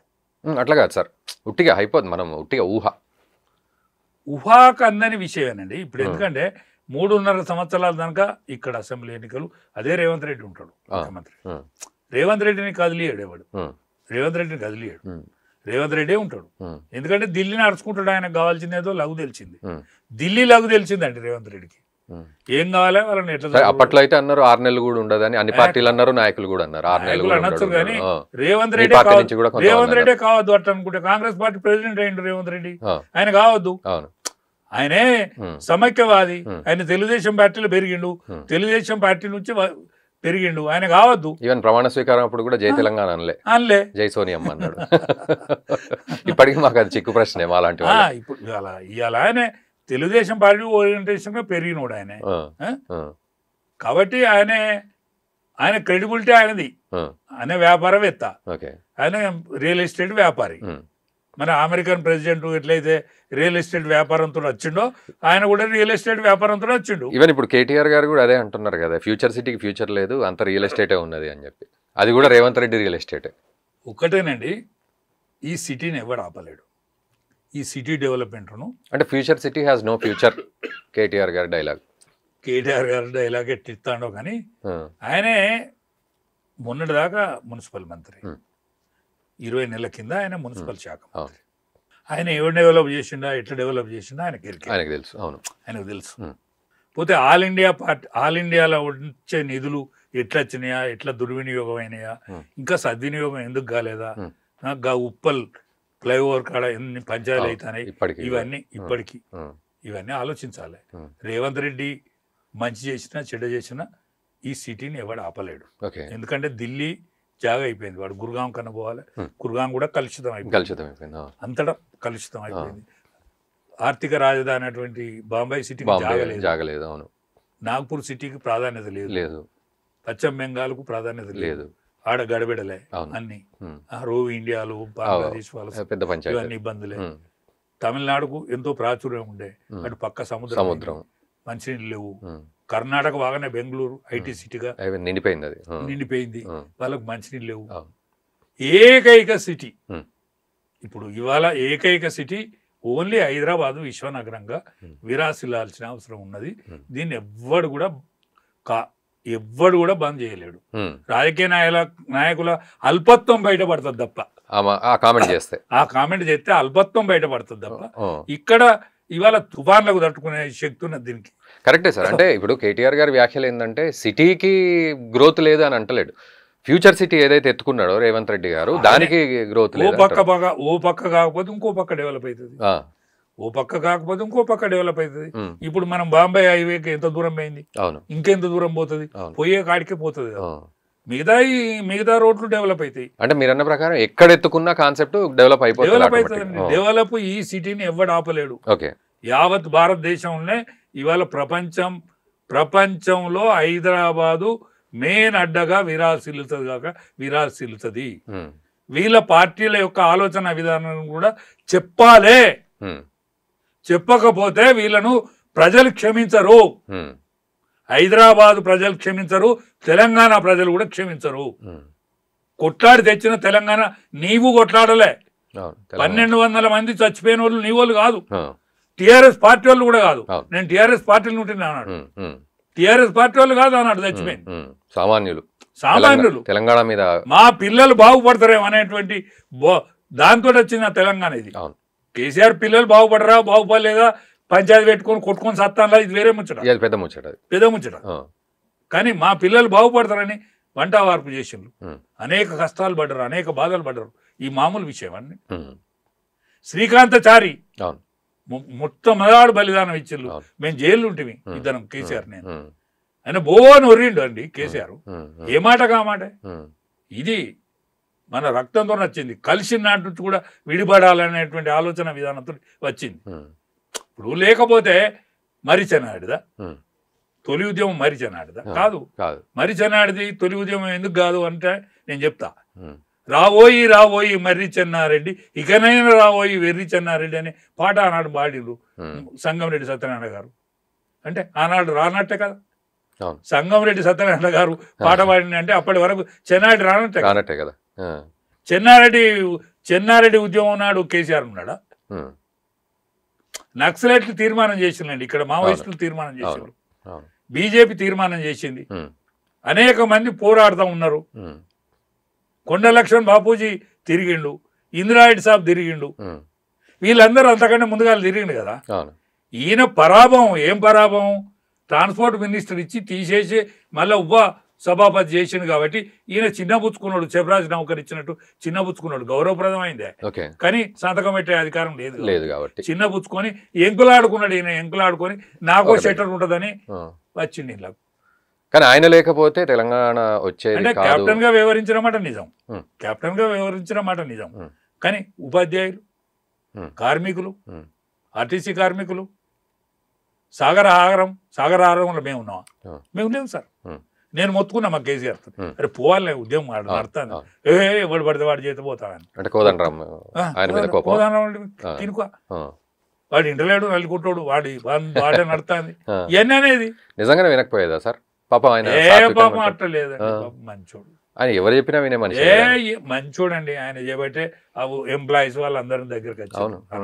అంటే ఇక్కడ నాకేమనిపిస్తుంది అంటే కేసీఆర్ గారిని, కోదండరాం గారిని చూసినప్పుడు ఈ మనం కంపేర్ చేసినప్పుడు ఈయన సాత్వికంగా మెతక మనిషి, ఇది వర్కౌట్ కాదు. ఈయన డామ్ డూష్ డకార్ అంటాడు, ఇది వర్కౌట్ అవుతుంది. కానీ నేనేమంటానంటే పార్లమెంట్లో నీకు చర్చ జరిగిన రోజు నేను మొత్తుకున్నా, పక్కకే ఉన్నా అన్న మనం పోదామంటే నేను ఒక పోసి కానీ నేను పోతే ఊదు కాలేదు, పీర్లు లేవదు అన్నాడు. ఆమె సుష్మా స్వరాజ్ గద్దిస్తుంది, ఆమె బిల్లు పెట్టిస్తుంది, గట్ల కావాలి కానీ గిట్ల అవుతుంది అని నేను పోతే అవుతుంది అని అడిగిన. నేను పక్కగా ఉన్నాం, మేము ఇద్దరం కలిసి. అంటే మేబీ ఆయన మీద ఆయనకు నమ్మకం లేదేమో, కానీ ఆయన ఉన్నాడు. రాజ్యసభ అప్పుడు కూడా ఈయన బదిలాడి తీసుకుపోయిండు. వినోద్ సారు, కేకే గారు, మేము అందరం బదిలాడి తీసుకుపోయినాం అరుణ్ జైట్లీ దగ్గరికి. ఈయన రాలే, ఆశ సాలించుకున్నాడు ఇది అయిదో కాదో అని. మరి మళ్ళీ ఎట్లా పుట్టింది? అరుణ్ జైట్లీ దగ్గరికి వచ్చి ఇక్కడ పార్లమెంట్ లో బిల్లు పాస్ అయింది, అరుణ్ జైట్లీ దగ్గరికి వచ్చిండు. అరుణ్ జైట్లీ విద్యాసాగర్జీ ఆర్థిక బిల్లు ఉండే, ఈ ఆర్థిక బిల్లు నాకు రాజ్నాథ్ సింగ్ చెప్పిండా నేను పెట్టిస్తా అని. అంటే ఆర్థిక బిల్లు ఆయనే చింపిండు, విద్యాసాగర్ చింపేచ్చు. ఆర్థిక బిల్లు చింపేసినాక ఈ పురుషార్థుడు వెంకయ్య నాయుడు వచ్చి నేను వాదిస్తా అన్నాడు, ఆయన ఉపనాయకుడు. వాదిస్తా అని 7 మండలాలు దత్త మండలాలు కొట్టుకుపోయింది ఆయన. ఎవ్వలేని చక్కగా చూడలేదండి తెలంగాణ. దత్త మండలం ఆయన తీసుకపోతే ఇవాళ వాళ్ళు రాజమండ్రిలో మేము గలవం ఆడు ఉండమని వాళ్ళు. ఇది తెలంగాణ బాధ, తెలంగాణ కథ. తర్వాత కేసీఆర్ దాని క్రెడిట్ అవన్నీ మళ్ళీ తెచ్చుకున్నాడు. అది ఎందుకంటే మరి ఎవరు తెచ్చుకోకపోతే వాళ్ళు తెచ్చుకోరా, ఆయన తెచ్చుకోరా, తప్పే ఉన్నది. అంటే వీళ్ళు సిద్ధంగా లేరు కదా. ఇవాళ కూడా బీజేపీ సిద్ధంగా లేదు కదా. ఇవాళ కూడా సుష్మా స్వరాజ్ పేరు మాట్లాడరా, ఇవాళ మాట్లాడితే ఏంది? ఇప్పుడు 8 పార్లమెంట్ సీట్లు ఉన్నాయండి, అంటే 8 ఏళ్ళు 56 విగ్రహాన్ని పెడితేంది? వీళ్ళకి ఏం రోగం అంటాను నేను. 8 మంది అసెంబ్లీ మెంబర్లు వీళ్ళు విగ్రహాలు పెడితేంది? పెట్టనియండి, ఆ జోస్తో ముందడు పోవచ్చు కదా. అదొక్కటి సరిపోదు కదా సార్ ఇప్పుడున్న పరిస్థితి. జోస్ తోటి పోవాలి. నీకు పేరు చెప్పుకునేందుకు సన్నాపు ఉండద్దు అండి, అడ్రస్ ఉండద్దు. కేసీఆర్కు నేను పోరాడినా, నిరాహార దీక్ష పెట్టినా అని చెప్పేందుకు ఆయన కూటున్నది. సోనియా గాంధీ మాకు ఇచ్చిందని కాంగ్రెస్ వాళ్ళు చెప్పుకుంటారు. నీకు కూడా ఒకటి ఉండాలి కదా అంటానా. ఆ రోజు బిల్లు పెట్టింది మేమే కదా, మేమే కదా గద్దించింది. అన్ని కొన్ని నిశాన్ ఉండాలి కదనండి. మీరు అనే డైలాగ్కి ఒక నిశాన్ ఉండాలి, ప్రతి దానికి ఒక నిశాన్ ఉంటుంది కదా. ఇప్పుడు మార్వాడి వల్ల లేయిందండి, కొట్టుకున్నోడు ఒకటి ఉంటే మన దగ్గర పోయిలా కాంప్రమైజ్ చేసుకున్నారు. అట్లే ఉండాలి కదా ప్రతి ఒక్కరికి. అంటే దాంట్లో ఏం లోపం అది? అంటే ఒక్కటే, ఈ పార్టీల మొదటి నుంచి ఉన్నోళ్ళకో వెంకయ్య నాయుడు కనసన్నలు ఉన్నారు. పార్టీల మొదటి నుంచి ఉన్నవాళ్ళు గతం. ఇప్పుడు 8 మంది అసెంబ్లీ మెంబర్లు 8 మందికి 8 మంది పరాయిలే. 8 మందిలో ఒక్కరు కూడా బీజేపీ లేడు, పాత బీజేపీ లేరు. 8 మంది పార్లమెంట్ మెంబర్లలో 6 పరాయి పార్టీలే, ఇద్దరే పాత పార్టీలు. ఇక మరి ఓలకోలు కుదురుతలేదా ఏందో ఏం కథో ఇది అంటే మీరు చెప్పాలా ముచ్చట. వీళ్ళు కుదిరించుకోవాలి, వీళ్ళందరూ కుదిరించుకోవాలి. ఇదివరకు మర్చిపోయింది, కానీ ఇక నుంచి అయినా మీకు. కానీ ఈ 8 అయినా 8 అయినా ఎవరికి వాళ్ళు డాన్లే కదా. అది కాదు, కానీ ఇప్పటికైనా ఆల్ ఇండియా పార్టీ ఇప్పటికైనా ఇప్పుడు అయిన ప్రెసిడెంట్ గారు ఆయనకు విశ్వసనీయత ఉన్నదండి, నిజాయితీ పరుడు, విశ్వసనీయత ఉన్నది. ఆయన మెతక మనిషే కావచ్చు, కానీ అందరి దగ్గర పోయే చనువు ఉన్నది. వీళ్ళందరినీ కూడా కట్టి ఈ పార్టీకి ఒక బలం చేయాలని నా విజ్ఞప్తి. అంటే దానికి ఎటువంటి అడుగులు పడతాయండి, అంటే ఎట్లా ఉండాలి అని ఒకటే సీనియర్ గా వీళ్ళందరినీ ప్రతి ఒక్క గ్రామాలకు తరలండి అనే ప్రోగ్రామ్ ఇచ్చి పంపాలి. ఎక్కడ సార్ మూసీ నది కొట్లాటకే ఒక కిషన్ రెడ్డి గారు పోయినరు, తర్వాత ఎవరు రాలేదంటారు. తర్వాత ఈటెల రాజేందర్ గారు ఇంకో సమస్యకు పోతే వీళ్ళు ఎవరు రాలేదంటారు. ఆల్ ఇండియా పార్టీ నుంచి ఈయన అవకాశం ఉన్నది. అందరితో గడ్కరీతో సంబంధాలు లేవు, అనేక మందితో సంబంధాలు లేవు. రామచంద్రరావు గారికి అనేక మందితో సంబంధాలు. అవును సార్, మీరు రూరల్ కి పోవాలంటున్నారు కదా, ఎవరు పోతారు? రూరల్ కు ఈ పార్లమెంట్ మెంబర్లను పంపాలి, ఎందుకంటే పార్లమెంట్ మెంబర్లు అందరూ రూరల్ నుంచి వచ్చిన వాళ్ళు. అవును, ఇప్పుడు మా రఘునందన్ అండి రూరల్ బేస్ నుంచి వచ్చినోడే, ఆయనకు ఆ బేస్ ఉంది కదా. రూరల్ బేస్ నుంచి వచ్చినోడే. ఇప్పుడు మా Bandi Sanjay rural base base ఉన్నది. అందరికీ అక్కడ నుంచి వచ్చిన కదా. మా అరవింద్ గారు రూరల్ బేస్ నుంచి వచ్చినోడే, రాజకీయ కుటుంబం వాళ్ళది. ఇంకా కొత్తగా పోయేదే ఉన్నది మరి. వీళ్ళందరినీ కూడా కార్యోన్ముఖులం చేయాలని. ఓకే, ఇప్పుడు కంకణం కడితే వేరే కదనండి. అవునవును, కంకణం కట్టాలండి అంతే. సో ఆ కంకణం ఈయన కట్టాలి, ఈయనే పైనుంచి కూడా ఆ ఇన్ఫ్లుయెన్స్. అంటే ఒకటి సార్, మీరు చెప్పిన దాన్ని బట్టి నాకు అర్థమైంది ఏంటంటే గాలిపటం ఎటు పోతే అటు పోతున్నది బీజేపీ పార్టీ పరిస్థితి. ఇంకా పైనుంచి ఆ తాడు పెట్టి అంతే, ప్రజలే ఆదరిస్తారు. సమయం వచ్చినప్పుడు పైనుంచి ఇట్లా గుంజితే అప్పుడు అది మళ్ళీ సెట్ అవుతుంది. అప్పటి వరకు వీళ్ళంతా ఎవరి ఇప్పుడు ఆల్ ఇండియా అధ్యక్షుడు ఇప్పుడు ఈ తొందరగానే అవుతారండి. ఆ. అయినాక దీన్ని అంతా సెటైడ్ చేసి ఎట్లా చేస్తారు మళ్ళీ వాళ్ళు బిజినెస్ అది బీహార్లో మళ్ళా బెంగాల్లో ఈ బిజీ ఆ ఉంటారు. ఎన్నికలు వేరండి. అదే వాటిల్లో బిజీ ఇది ఉంటారు. దీర్ఘకాలికమైన ప్రణాళిక కదా. ఇప్పుడు ఆంధ్ర కానీ లేకపోతే తమిళనాడు కానీ ఇవన్నీ ఇది దీర్ఘకాలికంగా అంటే ఈ లెక్కన ఇంకో సంవత్సరం 2 సంవత్సరాల వరకు బీజేపీకి ఇట్లే ఉంటది లేదండి. ఇంకొక విత్ ఇన్ ది షార్ట్ పీరియడ్లో ఒక 6 months లోపల యాక్టివిటీ అవుతుంది ఇక్కడ కూడా. ఓకే. లేకపోతే నీకు టీఆర్ఎస్ మూల పడుతుంది. టీఆర్ఎస్ వాడు లీడర్ ఎప్పుడైనా లీడరు నీడని ఎంకులాడుకుంటాడు సార్. లీడరు నీడని ఎంకులాడుకుంటాడు. ఆ నీడ బీజేపీ సరసన దొరుకుతుంది.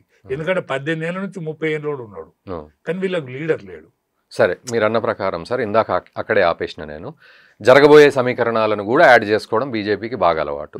సో మీరు అన్నారు హరీష్ రావు గారు కూడా అక్కడ టచ్ లో ఉన్నారు వింటున్నారు. సో అంటే ఎట్లాంటి స్పెక్యులేషన్ ఉన్నది దాని మీద, అంటే ఏం జరగబోతుంది? ఒకటి ఏంటంటే ఆయన కూడా ఇప్పుడు అంతర్గత కలహాలు, కుటుంబ కలహాలు ఉన్నాయి. అవును, ఆయన హెల్త్ మంచిగా లేదు కేసీఆర్ గారు. కేసీఆర్ అరే హరీష్ నీ జాడ నువ్వు చూసుకోరా అనేది అనుకుంటాడు. ఉంటుంది అట్లా, అది ఎంతో కాలం లేదు. అంటే ఇక వేరే ఏదన్నా చూసుకోనే నీ ఆలోచన విధానము, నమ్మిన లీడర్లు ఉన్నారు, నాతో ఉన్నోళ్ళు, నీతో ఉన్నోళ్ళు, వీళ్ళందరూ ఉన్నారు, వీళ్ళందరికీ ఏదైనా దరి చూపెట్టరు, ఈ పోరగాళ్ళ కొట్లాట దిగట్లేదు అని చెప్తాడు ఆయన. అవును, చెప్పినప్పుడు బీఆర్ఎస్ని ఓవర్టేక్ అంటే టేక్ ఓవర్ చేయాలి కదా. ఇప్పుడు బీఆర్ఎస్ అవుతుందా, బీజేపీ బీఆర్ఎస్ పొత్తులు ఉంటుందా, లేకపోతే అందరు కలిసి బీజేపీ అవుతారా, అది నడుతుందండి రాబోయే రోజులు. 2 జాతీయ పార్టీలే ఉంటాయి ఇక్కడ. ఓకే. సో అప్పుడు పొత్తుకు కొంచెం అవకాశం అయితే ఉంటుందా లేకపోతే కలిసే ఉంటుందా తెలియదు. ఓకే అని ఉండనైతే ఉంటుంది. కానీ భవిష్యత్తు చెప్పండి, ఒక ఫైనల్ డైలాగ్, బీజేపీ భవిష్యత్తు తెలంగాణలో. నెక్స్ట్ బీజేపీ బీసీ ముఖ్యమంత్రి అవుతాడండి ఇక్కడ. ఎందుకంటే కాంగ్రెస్ అంటే రెడ్లే, టీఆర్ఎస్ అంటే రావులే. బీసీ ఐడియాలజీ బాగా డెవలప్ అయింది. దీనికి అనుగుణంగా పార్టీ ఇదివరకు నినాదం ఇచ్చింది. ఆ నినాదాన్ని పూర్తి చేసుకోవడానికి ఏ తిప్పలైనా పడుతుంది. ఓకే. సరే సార్, చాలా విషయాలు మాట్లాడారు. Thank you very much sir. Thank you.